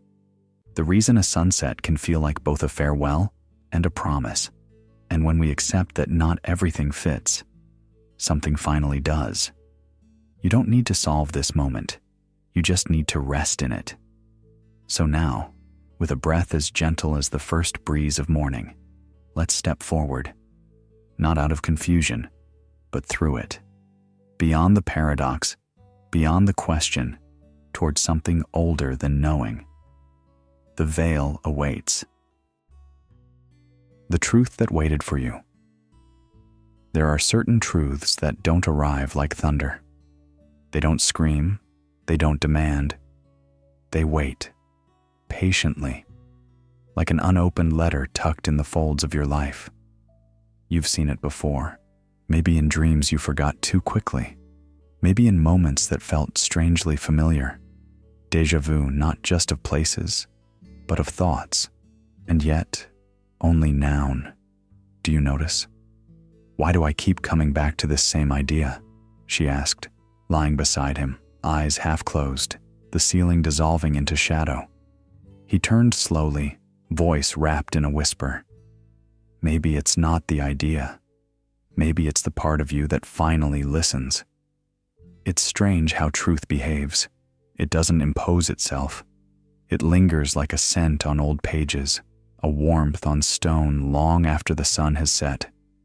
Throughout your life, there have been signs, not the grand or the loud, but the quiet repetitions, a phrase you've heard in different tongues, a dream that feels older than you, a hesitation when logic fails, but something deeper tugs. These are not random. They are invitations, not into analysis, but into awareness.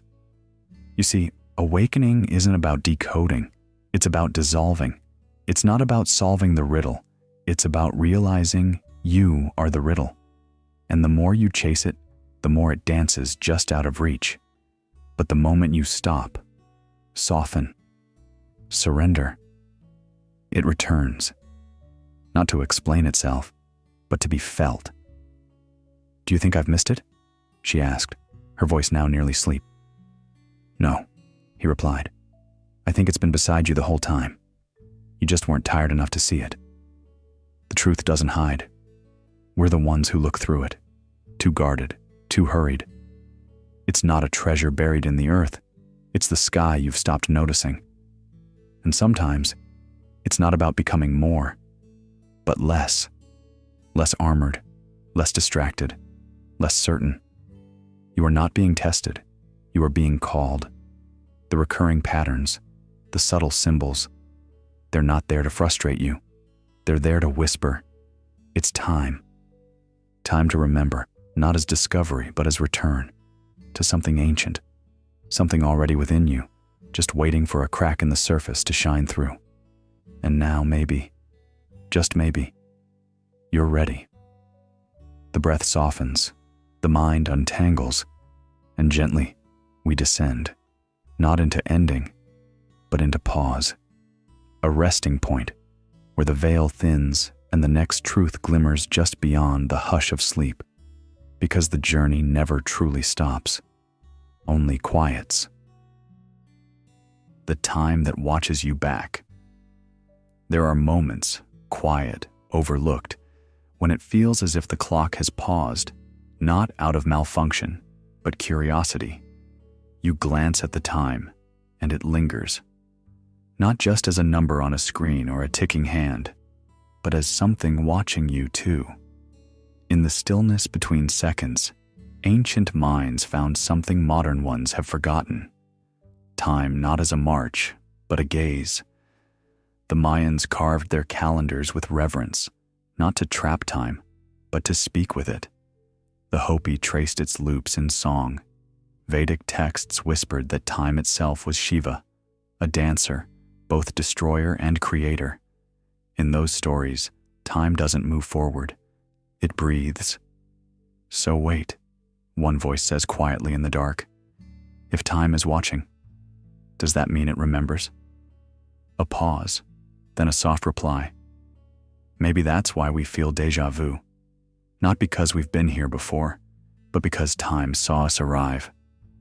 And just like that, the hallway of thought stretches deeper. The idea settles in gently, not with urgency, but with weightless wonder. Could time be responding to us, not just carrying us? If time is conscious, maybe aging isn't decay. It's a shared conversation between the body and the moment. Maybe fate isn't a script, but a reflection. You shift slightly beneath the blanket. That small movement, so ordinary, suddenly feels like it mattered. As if you weren't just passing through time, but part of its memory. What if every choice, one voice wonders, wasn't stored in our brain, but in time's? The other one laughs softly. Then time must be full of coffee orders, late arrivals, and half-finished dreams. But maybe that's the point. Time doesn't just hold the big things. It watches the tiny gestures, the way you reach for someone's hand, or hesitate before speaking, or leave the light on for someone coming home late. Time remembers the warmth behind the act. And here, in this soft night space between thoughts, that idea becomes a gentle permission. You don't need to rush forward. You're already seen, already accompanied, not by a deity, not by a destiny, but by time itself, watching, listening, holding every fragment of you like pages in a book it's still reading slowly, reverently. And maybe that's why you're so tired. Not because time is running out, but because it's been with you, every breath, all this time. So now, close your eyes if they're still open, or just soften them. Let the next few minutes float by unmeasured. You're not falling behind, you're being witnessed, and from this subtle pulse of awareness, we begin to drift, not forward, not backward, but into the sacred river within us. The water that holds more than reflection, the water that remembers. The water that remembers. They say water forgets nothing, that it carries more than minerals or motion. It carries memory. A glass of water, still and silent on a bedside table, might seem simple. But what if it isn't? What if each molecule, like a page in an unwritten book, holds echoes of all it has touched? Science, in quiet corners of curiosity, has begun to entertain this notion. Structured water, crystalline patterns that change depending on music, emotion, even spoken words. But long before microscopes peered into its mystery, the ancients already knew. They whispered over rivers. They sang to wells. Monks placed prayer bowls beside springs and chanted into the wind that skimmed their surface. Shamans stirred herbs not just for healing, but for remembering, because to them, water was not passive. It listened. It held intention. It spoke without words. In a quiet kitchen, a young woman fills a kettle. "Do you think water knows?" she asks. Her grandfather, weathered hands resting on the edge of the sink, smiles gently. "It remembers more than we do," he says. "That rain you caught in your hair last week, it might have once danced in a river by a forgotten temple." She watches the steam rise and wonders, am I just quenching thirst or sipping history? Imagine the rain that once fell on ancient stone. The tears cried by someone 1,000 years ago, spilled not in sorrow, but in awe. Where are they now? Perhaps in your tea, or the ocean tide rolling toward a distant shore. Maybe the same droplet that touched a pharaoh's cheek now rests on your palm after a sudden rain. If water holds energy, then the world is not just connected by rivers and oceans, but by memory. The sacred and the mundane swirl together. A child's laughter echoing across a lake, a monk's breath softening the silence of a spring. Each droplet becomes a carrier of experience, a quiet archivist of the world's emotions. And if you close your eyes, really close them, and listen to the hum of a waterfall or the hush of a slow stream, maybe, just maybe, you're not only hearing nature, you're hearing memory in motion. So tonight, when you sip your water before bed, don't just drink. Pause. Let it rest on your tongue like a forgotten language. Ask softly, "What have you seen?" And know, in some secret way, it answers. From memory held in water to truth carved in breath, our journey continues. Inhale slowly now. We enter the sacred rhythm of air. The breath that prays without words. Somewhere between the inhale and the exhale, there is a space, unnoticed but ancient. A pause so familiar it's rarely heard. Yet tonight, in the hush between thoughts, it returns to you like an old friend, the quiet rhythm of breath. "You all right?" she asked, noticing how still he'd become.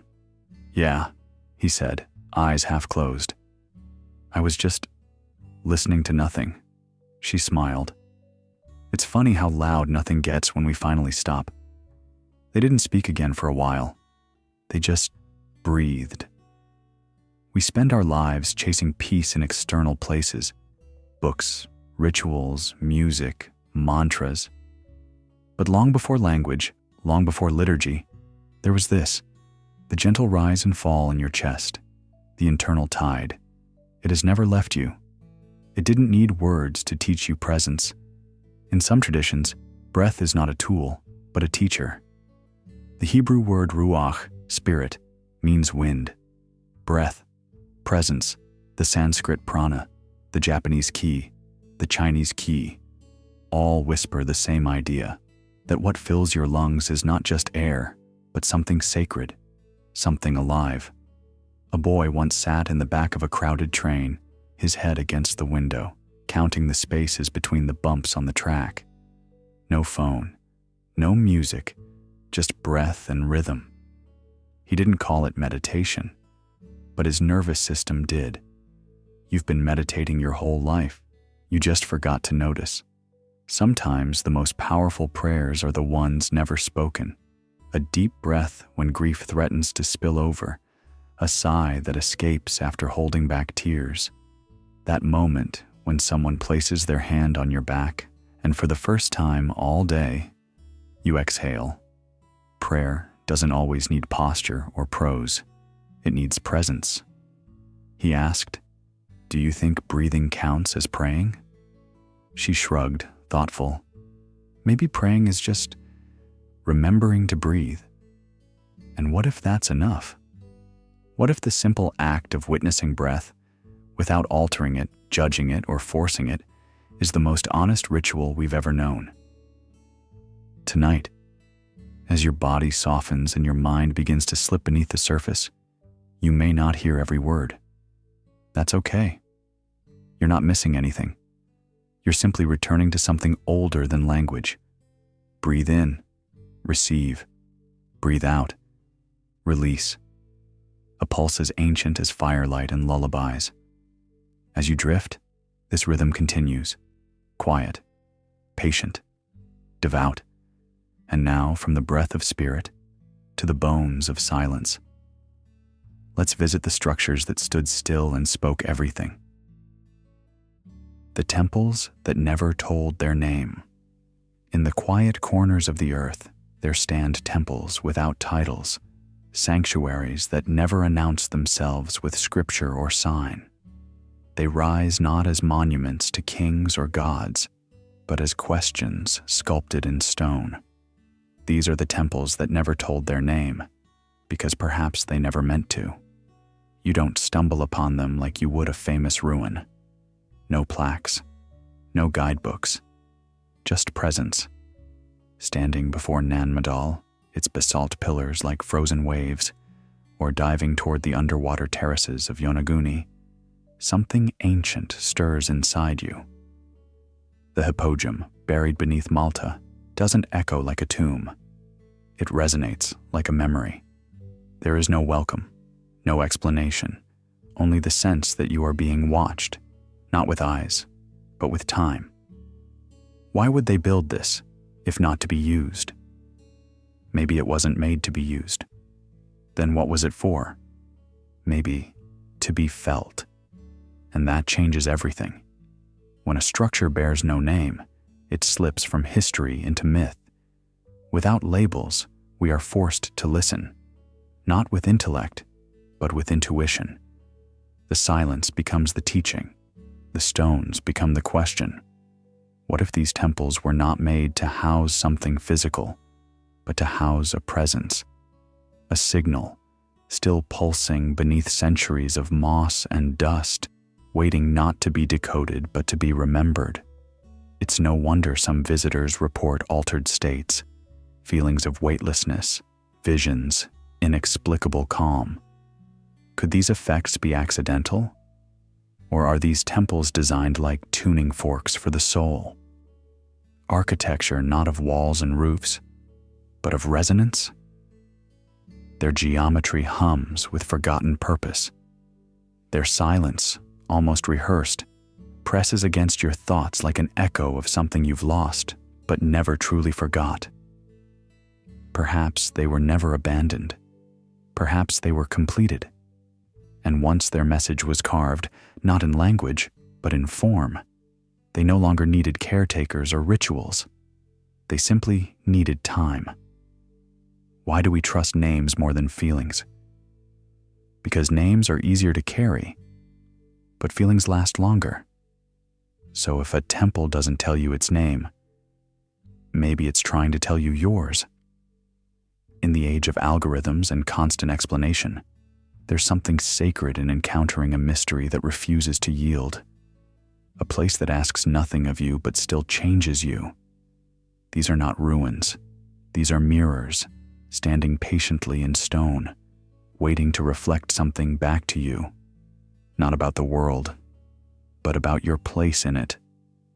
And just when the mind begins to settle in that silence, we descend further still, not into history or memory, but into the shadows where truth doesn't speak. It whispers. The shadows that told the truth. It's easy to love the light, to chase clarity, to crave the known. But tonight, as the sky turns inward and the room hushes into stillness, we arrive at the threshold of something quieter, something older, the realm of shadows.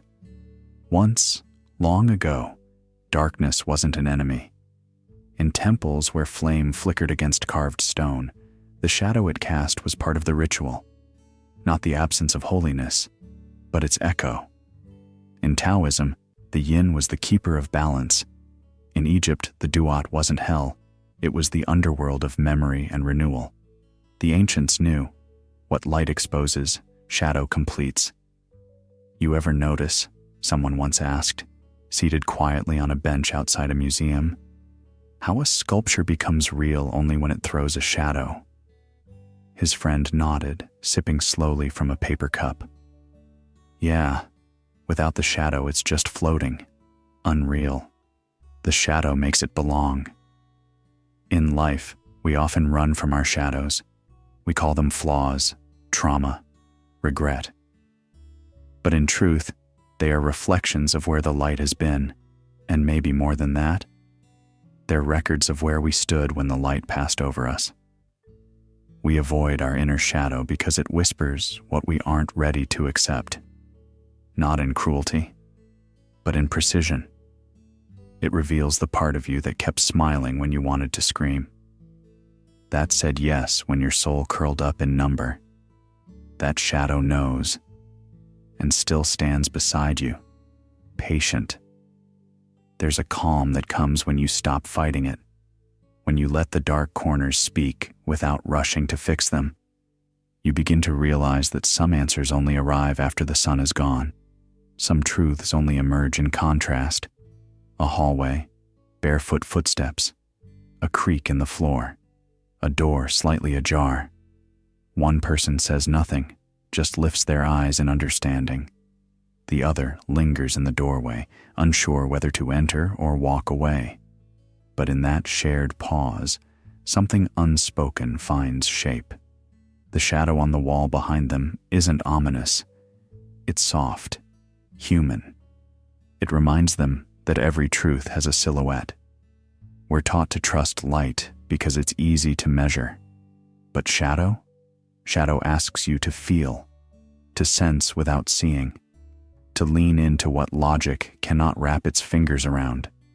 Somewhere in the depths of yourself is a room you closed long ago, a place where your past still lingers in dim outlines.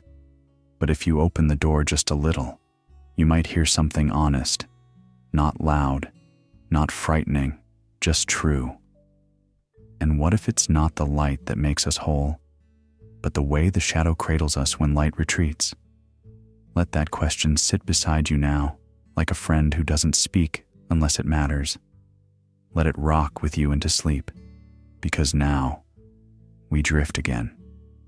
Not away, but deeper, into the structure beneath vision, into what holds even the shadows together, the mathematics of the invisible, the math that shaped the unseen. There are patterns we've never been taught, yet we recognize them without hesitation, not with logic, but with a sensation, a stillness that rises uninvited, a spiral of a seashell, the petal arrangement on a sunflower, or the symmetry of an ancient temple, all whisper something primal, something older than words. "Do you ever wonder," she asked as they stood at the foot of a weathered stone circle, "why these shapes feel right?" He paused, watching the afternoon light bend across the stones. I don't know. It's like they were made to echo something inside us. They didn't need a textbook to feel it, because long before they learned what Fibonacci was, or how a platonic solid fits perfectly into the geometry of space, they knew. Somewhere, in the quiet spaces of the mind, they had always known. Sacred architecture rarely announces its math, but it moves by it. Angkor Wat, the Great Pyramid, the Parthenon. They hum with ratios, breath with proportions. You can walk their halls and feel a resonance not of stone, but of harmony. They are not designed to impress the eye, but to speak to the nervous system, to calm it, to center it, to awaken it. How curious that the same mathematical language appears not only in temples, but in thunderclouds, river deltas, our own DNA. These patterns aren't inventions, they're discoveries. And perhaps even that word is too proud. Perhaps we didn't discover math, perhaps we remembered it. The mind longs to explain, but the body feels, and the feeling when standing inside a golden ratio is unmistakable. Safe, humbled, expanded. It's a quiet recognition.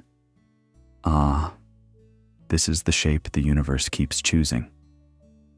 Maybe that's why we feel peace here, he said, gazing at the spirals carved into the rock, like we're inside something that doesn't need explaining. Or maybe, she whispered, we're standing inside a memory we didn't know we had. So why do these patterns affect us so deeply? Why does a spiral drawn on paper feel more alive than ink should allow? Why does symmetry calm the breath? Why does the shape of a snowflake feel holy? Perhaps because they are the scaffolding of existence, the invisible frames upon which life paints itself. And perhaps these forms were left in sacred places not to be understood, but to be felt, not to be studied, but to be remembered. Because memory is not always chronological. Sometimes it arrives as a sensation, a pull, a soft ache for something we've never seen but somehow know. Now, as we step away from the grid lines and spirals etched in stone, we prepare to enter something even subtler, something never written down, not etched, not carved, not measured. A truth passed not through geometry, but through gesture, gaze, and breath.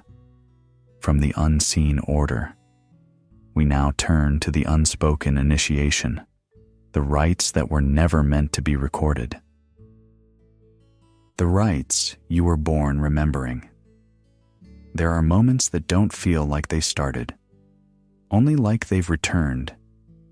You step into a room you've never entered, and yet something shifts inside, as if the walls remember your name before you speak. No drums, no candles, just breath and awareness. Some ceremonies don't begin. They awaken. A soft voice in the distance breaks the stillness. You ever feel like you're just waiting for something to start, but no one ever tells you what it is? The reply is almost a whisper. Or maybe it already started, and we were just late to notice. Initiation isn't about learning new things.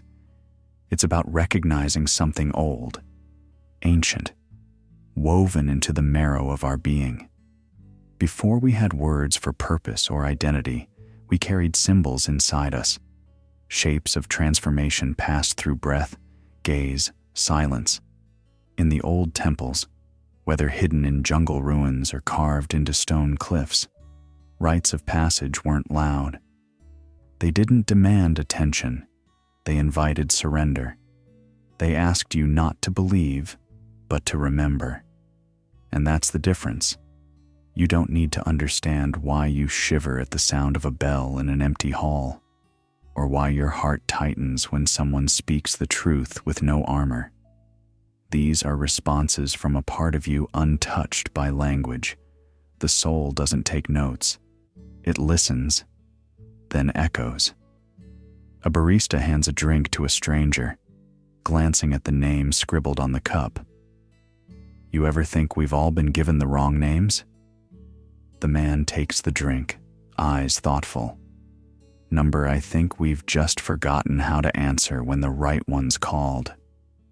There are so many modern substitutions for ritual, graduations, birthdays, promotions, but deep down, you know they don't speak to the same part of you.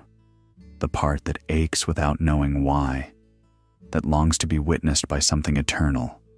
Dreams where you walk through fire without fear, or find yourself blindfolded, guided by hands you trust but can't name.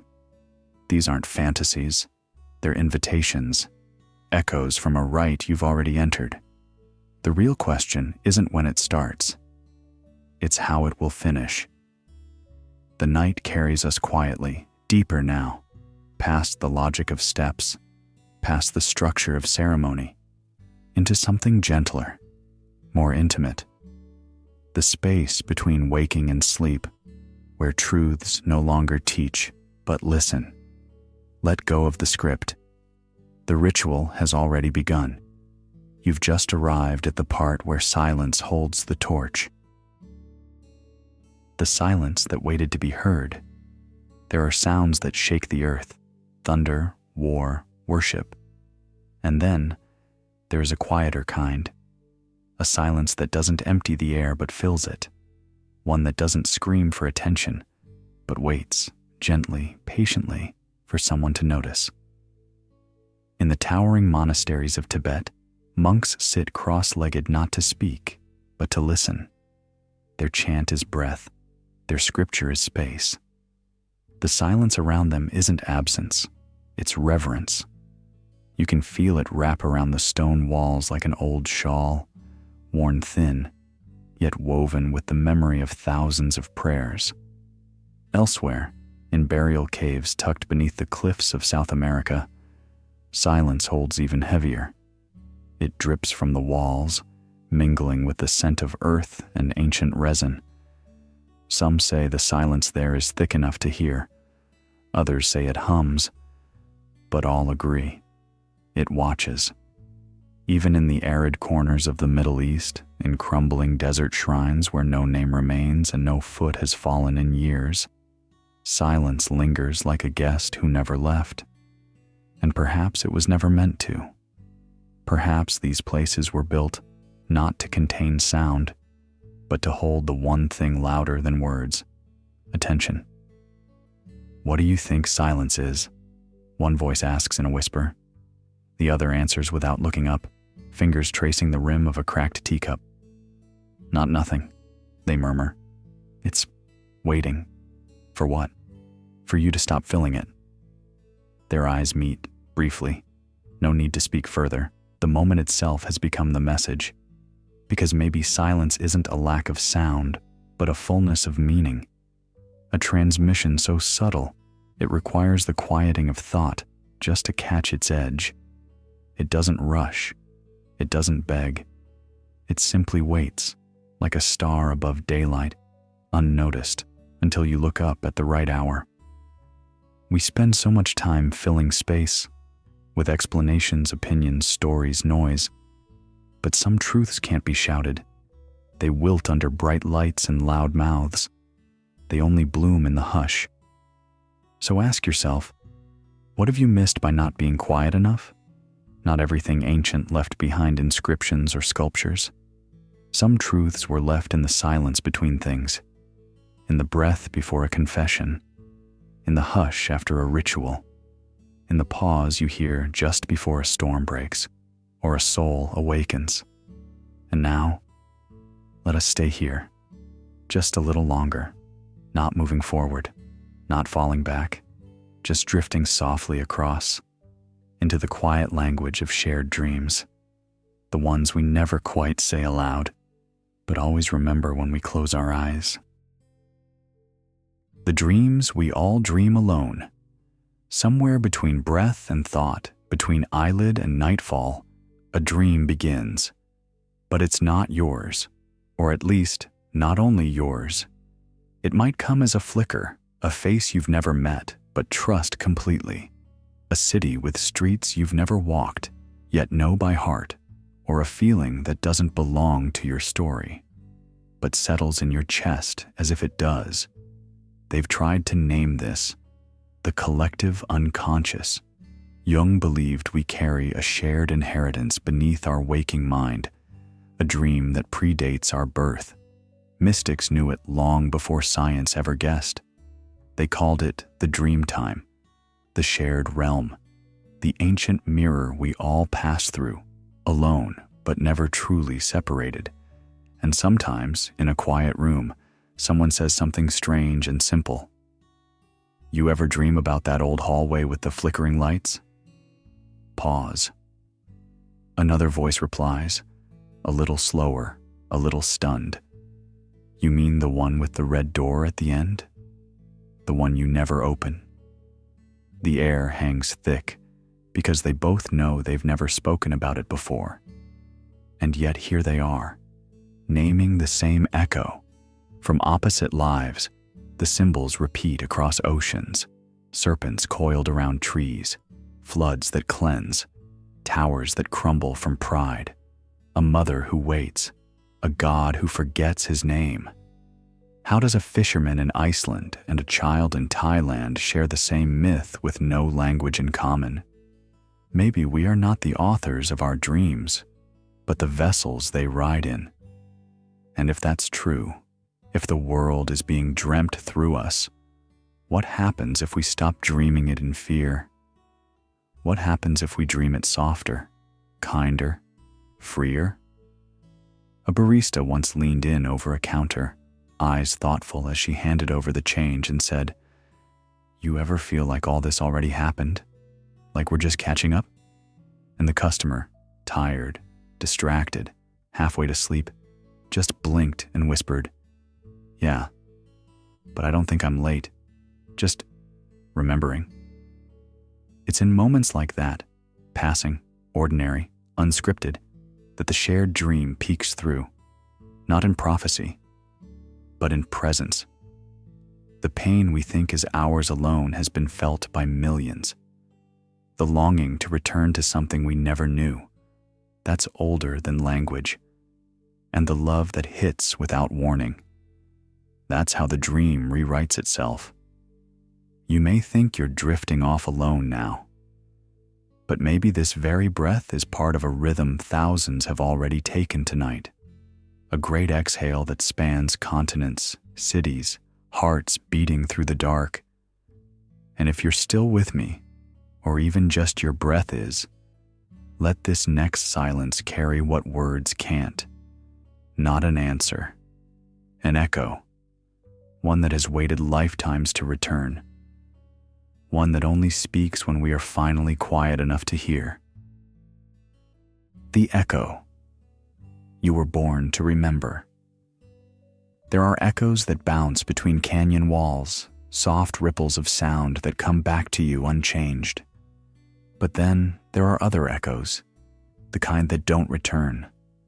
They stretch forward, calling not from behind but ahead, as if they remember something about you that you have yet to discover. Sometimes, late at night, when the world has quieted down and all that's left is the breath of stillness, you hear a voice inside. It doesn't shout, it doesn't command, it hums, faintly, familiar, almost like a lullaby you never learned but somehow always knew. Most dismiss it as daydream, as leftover noise from a busy mind. But what if it isn't? What if that whisper isn't yours alone, but part of a longer thread, tugged from generations back? What if that feeling of déjà vu, that strange pull towards something you can't name, is actually a memory not entirely yours, but passed down, like a sacred echo stitched into your soul? It doesn't belong to your mind. It belongs to your becoming. Have you ever felt? One voice asks softly, like you're supposed to remember something, but no one ever told you what. The other responds, all the time. Like I'm chasing a melody I've never heard, but my bones know the rhythm. That's how it begins. This echo, a rhythm deeper than thought. It shows up in the way certain places make your skin hum, in the faces of strangers who feel like old friends, in the dreams that feel more like visits than visions. What if that voice has been with you since before you had words? What if it's not a voice at all, but a vibration, a signal from the version of you that has already lived this and come back, not to warn you, but to remind you? You were born with it. This knowing, you carried it into the world like a seed pressed between your ribs, waiting for the right moment to bloom. It's not urgent. It doesn't push. It waits, with the patience of stars. And every time you doubt yourself, every time you silence your curiosity or bury your wonder, it dims a little, not in anger but in grief, because it remembers who you were before the world told you who to be. But it never truly leaves.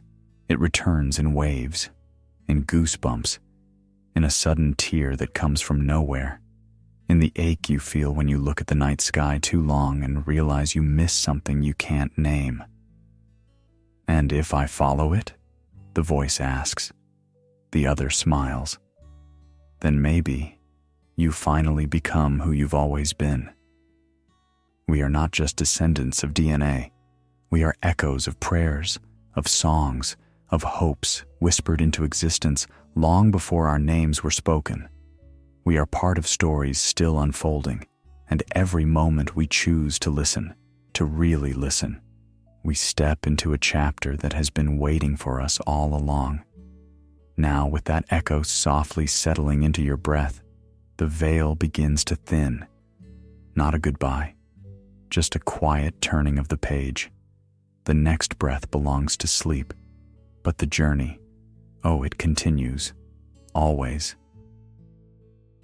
The memory that never happened. Have you ever missed someone who never arrived? Felt the pull of a moment that wasn't yours, yet left its fingerprints on your chest? A sensation, barely audible, like a melody you know but can't name. A familiarity that doesn't come from this life, but still feels carved into your bones. It appears between dreams and daylight, when you turn your head too fast and expect someone to be there. But they're not. They never were. And yet, you ache as if they had been.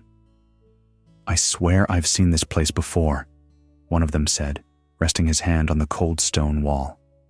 "But we've never been here," the other replied, half smiling. "Not in this life." And that silence, the kind that answers more than it denies, settled between them like old dust awakened by breath. What do we call that sensation? Not déjà vu exactly, but a grief born from something unnamed. It's like losing a photograph you never took, missing a chapter of your own story you were never given the chance to write. Cultures across time have whispered about this. Tibetans speak of bardo states, those in-between places where souls choose their next life. In the forests of West Africa, stories tell of ancestors who walk behind us, not in memory, but in momentum. And in the notebooks of forgotten mystics, we find sketches of people they never met, but somehow loved. You walk through a market. The scent of cinnamon catches you off guard. Suddenly your eyes sting with tears, and your chest tightens. Not from the spice, but from a sorrow that doesn't belong to now. Not completely. Why do some things touch us as if they're returning home? A child once told his mother, "I miss the ocean." "But you've never seen the sea," she said, brushing back his hair. He looked at her, calm and certain. "Not this time." Maybe memory isn't only made of neurons and narrative. Maybe it's woven from threads of intention, places your soul meant to visit, people you almost became, homes that weren't on this earth but echoed across it. And maybe the truest memories are not the ones stored in our minds, but the ones etched into our longing. Not all absence is emptiness. Some of it is depth, proof of a connection too subtle to be seen. Some of it is a signal, a message from another thread of time, pulling gently at the edges of your awareness, asking not to be understood, but to be felt. You carry it like a photograph in your wallet, faded, creased, and unmarked, not sure where it came from, only sure that it matters. As the night deepens and your breath softens, you may feel that tug again, the flicker of a life unlived or a love unmet. Don't fight it. Let it pass through you. Let it settle like ash after fire, quiet, necessary, true. And now we arrive at another threshold. The mind, once stirred by memory, begins to question identity. If what we recall can transcend lifetimes, then what is this self that remembers? Let us turn inward, toward the mirror with no reflection, toward the illusion not of the past, but of the one who perceives it. The self that was never separate. Who were you before you had a name? Before the syllables of your identity were assigned? Before someone pointed and called you this or that? What essence moved behind your eyes? Close them now, not to escape, but to return. Beneath the language, the memories, the stories told and retold about who you are, there is something untouched. It's not a thing you can grasp or even see, but it is the most real part of you. The part that was there before your first breath and will still echo after your last. In many ancient traditions, this idea is not foreign, it is central. Buddhism teaches that the self is not a fixed entity, but a flow. Advaita Vedanta suggests there is no true separation between you and everything else. Even early Christian mysticism hints that the divine spark within is not different from the whole. These teachings don't deny the usefulness of ego or individuality. They simply say it's not the end of the story. It's a costume, a language, a useful dream. So if you were never truly separate, what then is fear? A shadow cast on a wall that no longer exists. Fear needs a boundary, an eye that can be threatened. But if that eye is only a ripple on the surface of the ocean, where is the threat? A gentle conversation drifts through the darkness. Do you ever feel like you're more than yourself? What do you mean? Like you're part of something larger, not just connected to people, but to trees, to silence, to the space between moments. Yeah, especially when I stop trying to be someone. That's the strange thing, isn't it? The moment I stop holding on to me, I feel more alive. And that aliveness isn't loud. It doesn't announce itself with certainty. It arrives like a wind through open curtains. It moves when you're still. When the mind softens and no longer needs to narrate, you're not disappearing. You're remembering, not becoming something else, but ceasing to pretend you were ever something separate. Time, too, begins to fade in this place, because time depends on story, and story depends on separation.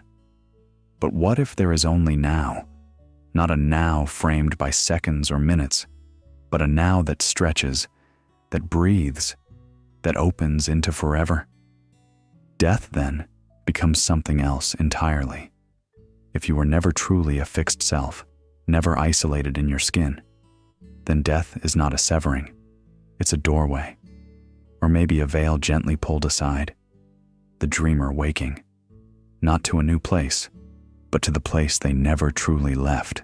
And so, in the silence between thoughts, in the breath that comes and goes without command, in the space behind your eyes, you return. Not forward, not back, just here, where you were all along. The self that was never separate is not a concept to believe, but a mystery to fall into. Softly, like sleep, like love, like home. And with that question, who were you before the world told you who to be? We dissolve. not into nothingness, but into everything.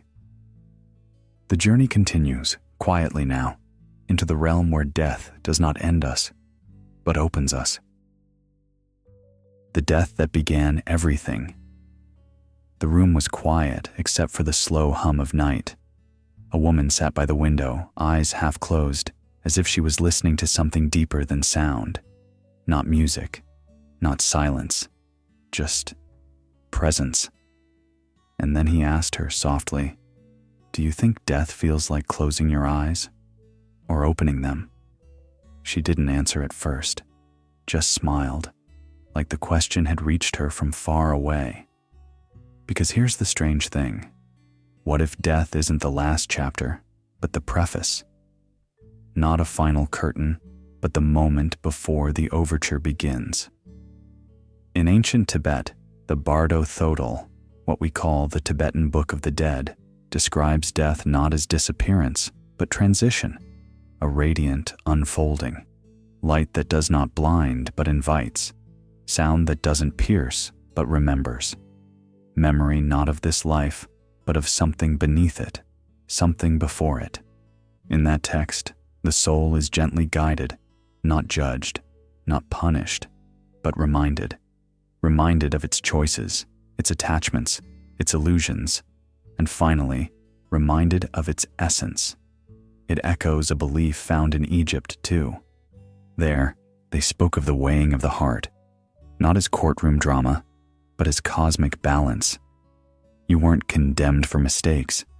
You were simply revealed, stripped of masks, of roles, of the tight costumes we spend a lifetime adjusting.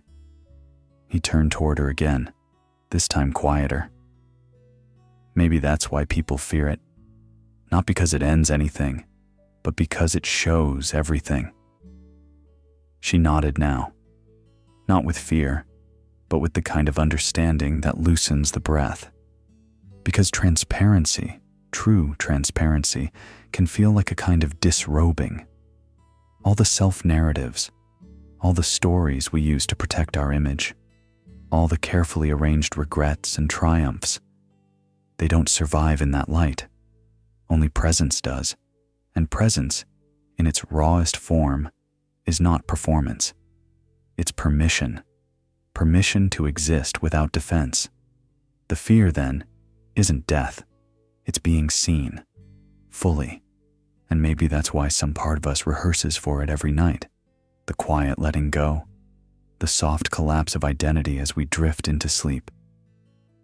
"Have you ever noticed," she whispered finally, "how sleep feels like a rehearsal for something else?" He looked at her, not with answers, but with quiet agreement.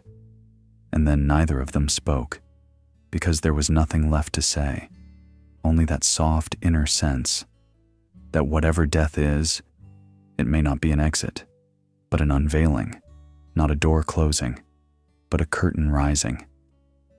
So let's not resist the ending. Let's exhale into it, because through the veil of endings, we arrive at a beginning older than breath, older than memory. Now, let's return to the first sound. The name that named itself, before language, before memory, before even the breath that first stirred the silence. There was a soundless name, not spoken, not written, but present. It didn't arise from lips or lineage. It wasn't chosen or imposed. It named itself. Across ancient temples and midnight deserts, across the wind-swept plains where the stars felt near enough to touch, sages and seekers once believed in the sacred art of naming, not for control, but for communion. A true name was not a label. It was a resonance. To utter it was to touch the core of what something is. A stone has many names, but the sound of its stillness, that is its true one. Do you think you've ever heard your real name? I'm not sure. Maybe in dreams. Or maybe I've only felt it. Children sometimes wake from sleep with strange syllables on their tongues, half-formed words with no known origin. Some forget. Some keep repeating them for weeks, like echoes that never find a wall to return from. Maybe those names weren't nonsense. Maybe they were keys. In the old stories, there were those who wandered into the wilderness not to find themselves, but to remember the name they never chose. A name given not by mother or father, but by sky, by stone, by time itself. A name that matched the soul's pattern, not its profession or its past. A whisper meant only for one vibration in the symphony of the world. In moments of great stillness, just before sleep, or when breath slows at the edge of meditation, some say they feel something like a pulse, a calling.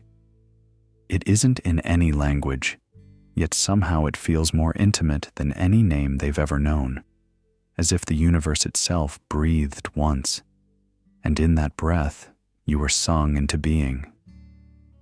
What would it feel like, she asked one night, to hear your real name? He didn't answer for a long time, just watched the wind ripple through the curtains. Like the world stopped trying to describe me, he said at last, and just let me be. In mystical traditions, from the Kabbalistic Shem HaMeforash to the unspoken names in Sufi poetry, there is a reverence for the name that cannot be captured, only approached. The name that is not said aloud because it is not bound by mouth or thought. It's the kind of name you don't say. You are it. And perhaps that's the secret. The name you're searching for isn't outside you. It never was. It didn't begin when you were born. It has no beginning. It's been humming quietly underneath every decision, every longing, every breath. So what happens when you stop looking for it in alphabets and meanings and start listening for it in your own silence? Now, as we near the final threshold, we enter a strange paradox. The more we seek, the more we forget. And yet, forgetting might be sacred. Because when all the false names fall away, when we surrender even the need to know, we begin to remember, not with thought, but with presence. And in that presence, perhaps your true name has already been speaking, not in sound, but in being. The forgetting that set you free. There's a certain softness in forgetting, not the anxious blur of misplacing your keys or a deadline, but a deeper kind. A forgetting that feels like exhaling a name you no longer need. A woman in a quiet bookstore once paused beside a man searching for nothing in particular. She looked at him and said, "Funny how we always return to places we don't remember leaving." He nodded, though they'd never met, and somehow it felt true. In ancient Greece, the dead drank from Lethe. They didn't call it amnesia. They called it mercy, because to carry every wound, every memory, every tether from the life before was to drown before beginning again. We've learned to think forgetting is failure, that if we lose track, we've lost something vital. But maybe the opposite is true. Maybe forgetting is how the soul sheds its armor. Think of a child learning to walk. There's no memory of falling, only the steps that followed. They don't remember who caught them or how many times, only that they moved forward, that they became someone new. Isn't that what we do too? In tiny ways every day? A friend once said to me, "I don't know why, but I stopped thinking about her last month, and that's when I started breathing fully again." We talk about healing like it's remembering, recalling the source, understanding the past, mapping the trauma. But maybe real healing is forgetting, not erasure, but release, like leaves letting go of a tree that no longer needs them. You wake up one day and the ache is quieter, the face is blurred, the story loses its edges, and in that gentle fade, you begin to notice a new voice whispering, not what was, but what could be. Someone asks, "How did you get over it?" And you say, I'm not sure. I just stopped looking back. We are taught to hold on, to catalog everything, dates, names, first loves, last words. But what if the soul thrives more when it lets go of the weight of remembering? You didn't fail when you forgot that detail. Your mind chose grace over burden, a soft pruning of the unnecessary so you could grow in another direction. And isn't that what dreams do each night? Take what matters, dissolve what doesn't, mix the rest into symbols you won't decode, but still feel. A stranger once held the elevator for me and smiled without a word.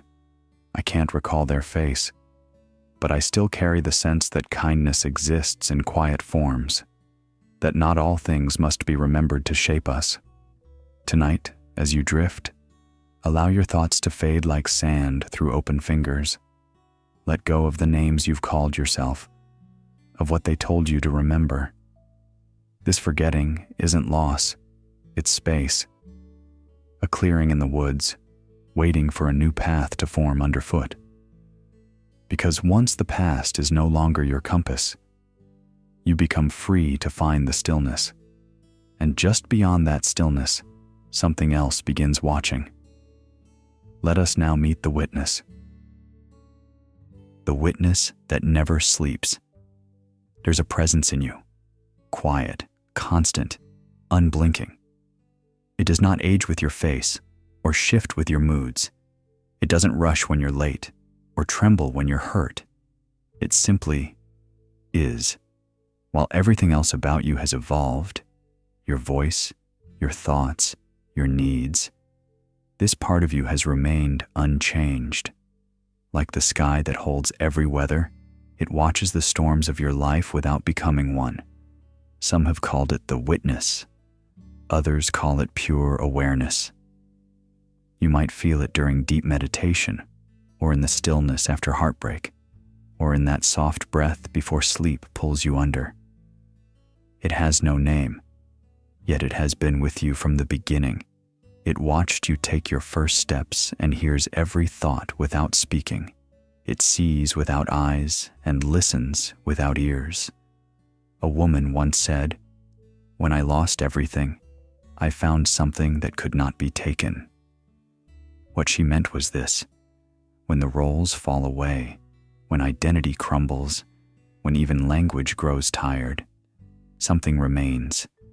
It doesn't protect you in the way a shield does, but in the way a mirror does. It reflects without judgment. It allows without interference. It is not who you are in the world. It's who you are beneath it. "I don't know who I am anymore," a man whispered one night, staring at the ceiling in the dark. His friend replied, "Then listen closely to the one who noticed that." In that moment, a strange comfort arrived. Because the one who notices, the silent watcher, is never confused.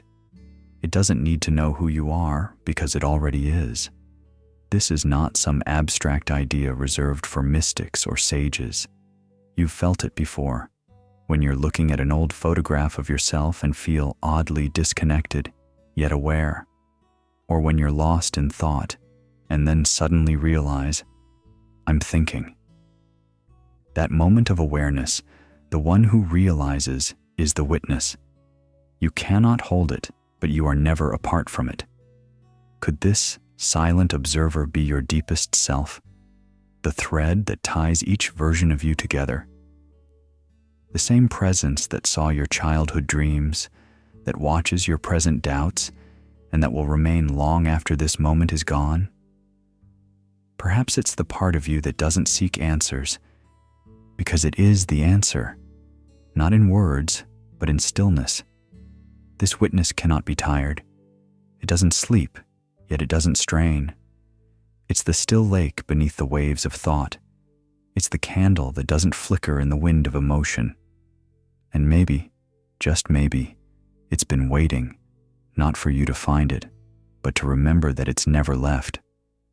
So as you close your eyes tonight, rest not just in your bed, but in this awareness. Let your thoughts drift, let your breath slow, and feel, if only for a moment, the part of you that's never changed. Now, from this timeless stillness, we drift further, from the ever-present witness to the ever-expanding dream. Let's explore the place where all realities overlap and every version of you begins to whisper in unison. The place where all realities meet. There's a place just beyond effort, beyond trying to understand or to make sense. It doesn't ask you to choose between fact or faith, science or spirit, past or future, because in that place, everything belongs. A woman in a crowded station reaches for her phone and misses the last train. She laughs quietly to herself. She wasn't meant to leave just yet. Not in this timeline. Not in that body. Somewhere else she did make it. Somewhere else she never left home. Quantum physics has a name for this. Superposition. The idea that something or someone can exist in more than one state at once. But long before equations and microscopes, there were stories. The Aboriginal dream time, the Celtic otherworld, the Buddhist Pure Lands. Places that weren't elsewhere, but everywhere. "Hey," a voice calls softly near a coffee stand. "Do you want the window seat? You look like someone who watches the world more than most." You nod, not because it's logical, but because it feels known. As if this moment was folded inside a dream you had when you were 7. Could it be that you're not moving through time, but swimming in it? That each version of you, the one who stayed, the one who left, the one who loved too soon, and the one who never spoke up, is still alive, pulsing quietly in the folds of your consciousness? You don't need to resolve it. The mind wants conclusions. The soul prefers openness. Because sleep, too, is a portal, not to one truth, but to all of them layered. Each breath softens the boundaries between them. You're no longer the self who needs to pick. You're the self who listens and lets them all speak at once. Someone on a porch says without looking up, "You ever wonder if your dreams remember you?" You smile, halfway through a yawn. That question doesn't need an answer. It just needed to be asked. In that liminal space, the in-between, the almost here, there's no final version of you to find. Only rhythms, patterns that unfold and refold, like tides or seasons, or the sound of your name being remembered by the wind. You were never meant to walk one line. You were meant to drift, to weave, to blur. And in this moment of rest, with your body sinking like dusk into sea, you are returning, not to a single home, but to all the homes you've ever imagined. So don't hold on. Let the layers pass through you. Let the facts and feelings cohabitate. Let the logic dissolve like mist when touched by sun. A gentle voice across the room says, "You've been quiet for a while. Want to share what you were thinking?" You answer without speaking. You just breathe, and the world breathes back. Now, from this dream-kissed edge, we move on. Not toward understanding, but toward the mystery that cradled understanding before it had words. The paradox that birthed the world is near, and it doesn't ask to be solved, only felt, only trusted. Sleep if you wish, or keep listening. Either way, you're already inside it. The paradox that held creation. In the beginning, there was a contradiction, not a mistake, not a flaw, but a paradox so vast, so still, that the universe unfolded from it like breath from lungs that had never breathed before. From emptiness came fullness. From the absence of time, time began to ripple. It wasn't a formula. It wasn't a plan. It was the original tension between opposites, a silent song that had waited eons to be sung. There's a memory older than your bones, tucked in the quiet space between thoughts. It remembers the first vibration, not a word, not even a sound, but the moment silence split into echo. The ancients called it many names. Some said it was the word. Others spoke of the cosmic egg cracking open. But names fall short. It wasn't something to name. It was something to feel. Before language. Before knowing. Do you think everything began with a bang? I think it began with a question. Or maybe an ache. An ache? Yeah, like the void missing itself. So it reached inward and became something. We often forget that contradictions aren't errors, they're invitations. We see darkness and chase light. We feel alone and crave connection. But what if both are halves of the same sacred shape? What if creation didn't resolve anything, but held the contradiction long enough for it to give birth to beauty? Children ask, where did it all come from? And we offer science, stories, equations. But in the heart of those questions is something more than curiosity. It's reverence. The same reverence a monk feels before lighting the first candle in a temple. The same wonder a mother feels hearing her child's heartbeat for the first time. The same quiet awe that rises when you stare too long at the stars and feel them stare back. Creation didn't need to make sense. It needed to be felt. It needed a space spacious enough to hold both chaos and calm. That space is still here, inside you, around you. It never left. The paradox that birthed the world didn't vanish. It's pulsing in every contradiction you carry. You want to be free, but also belong. You want to speak truth, but stay safe. You want to move on, but never forget. These aren't faults. These are sacred tensions. And maybe your life isn't meant to resolve them, but to live them with grace. A whisper drifts across the edge of consciousness. Is it okay that I don't understand everything? Maybe understanding was never the goal. Maybe being here is enough. So we stop seeking answers like locks to be picked. We begin to kneel before the riddle itself, not because it can be solved, but because it held the power to birth galaxies. And now, as we stand before the final threshold, there's no need to decode. The last symbol doesn't ask for understanding. It asks for surrender, not as defeat, but as return. Return to the place where everything began, not with clarity, but with wonder. Close your eyes. Let the paradox hold you. Let it carry you home. The symbol that ends all symbols.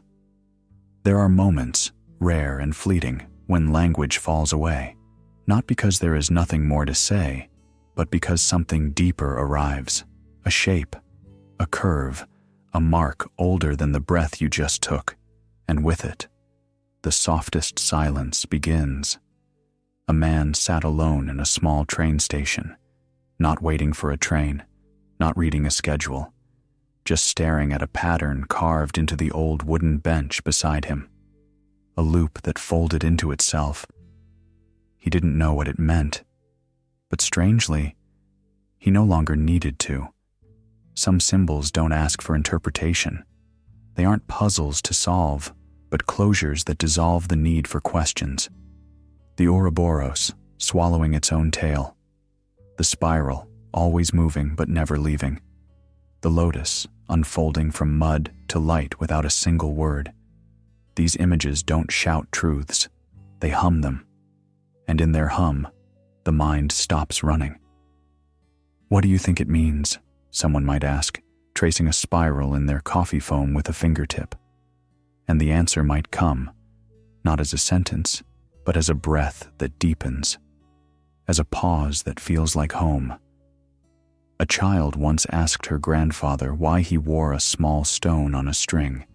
It had no writing, no inscription, just a smooth curve. He smiled and said, "It reminds me that I don't need to remember everything. She nodded, not fully understanding, but feeling somehow quieter. There is something sacred about symbols that resist explanation, like a melody with no chorus, or a face you remember from a dream. They don't bind meaning, they release it. They speak just loud enough to hush you. And that hush, that's where the story ends.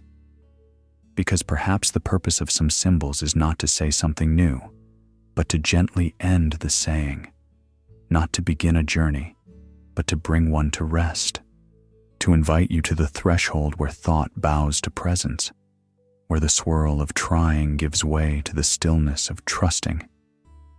A woman once whispered during a long exhale, "I don't know why this means so much. I just feel like I can stop here." Her voice didn't rise. It settled, like dust in golden afternoon light.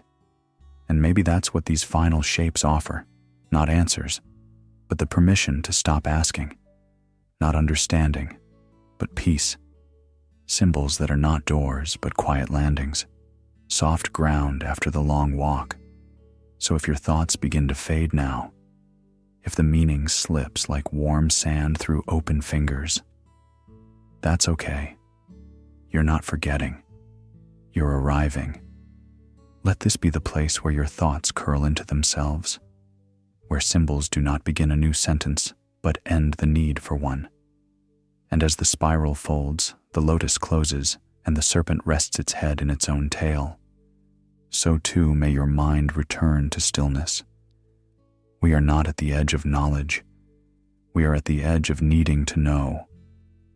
And from here, we step forward, not into truth, but into trust.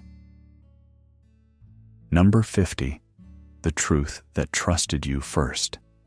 In the final hush of this long nocturnal journey through thought and memory, a whisper begins to echo, not from outside, but from somewhere impossibly deep within. Not a riddle, not a revelation, but something simpler, more ancient, more tender. A truth that never shouted to be found, because it never left your side to begin with.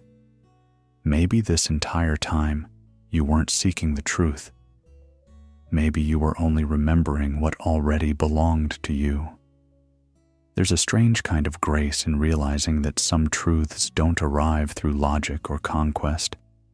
They're not trophies for the mind, but quiet gifts for the soul. Not everything that's real needs to be proven. Some things are simply known, felt, lived, like the way your breath continues even when you stop paying attention, like the way the stars shine, even behind a curtain of clouds. Two voices stir in the half-light of sleep. Do you think there's a reason we ended up here listening to this? Maybe it's not about the reason. Maybe it's just the right time. That's how truth sometimes works. It doesn't knock. It doesn't explain. It arrives like dusk, gradually, then completely. And when it comes, it doesn't demand anything of you. It only waits to be received. Your presence in this moment, this breath, this beat of silence, might already be the answer to a question you didn't know you'd been carrying. Perhaps this stillness isn't emptiness at all, but a kind of welcome, a soft unfolding, a remembering. We tend to think of truth as something we must chase, as if it lives in temples, in books, in someone else's eyes. But what if it's been here all along, quietly watching, patiently trusting you? Not because you're perfect, not because you're ready, but because you are you, and that's enough. It's always been enough. So close your eyes, if you haven't already. Let the weight of needing to understand slip away. Let your breath be your only task. Nothing more is required. You are not here to prove anything. You are here because the truth trusted you first. And now, in the gentlest silence, let that truth hold you as you sleep. Perhaps the reason these truths felt hidden is because they were never meant to be found in the world, but in the silence between your thoughts. The paradox is simple. The more you tried to understand, the further you wandered. But when you let go, when you listened instead of looked, you arrived. So rest now. Let the mysteries remain unsolved. Let the ancient questions keep their thrones in the dark. You don't need to answer them. You only need to be here. Because sometimes the deepest truths are not conclusions. They are companions, keeping watch while you dream. Good night, traveler of stillness. The stars remember.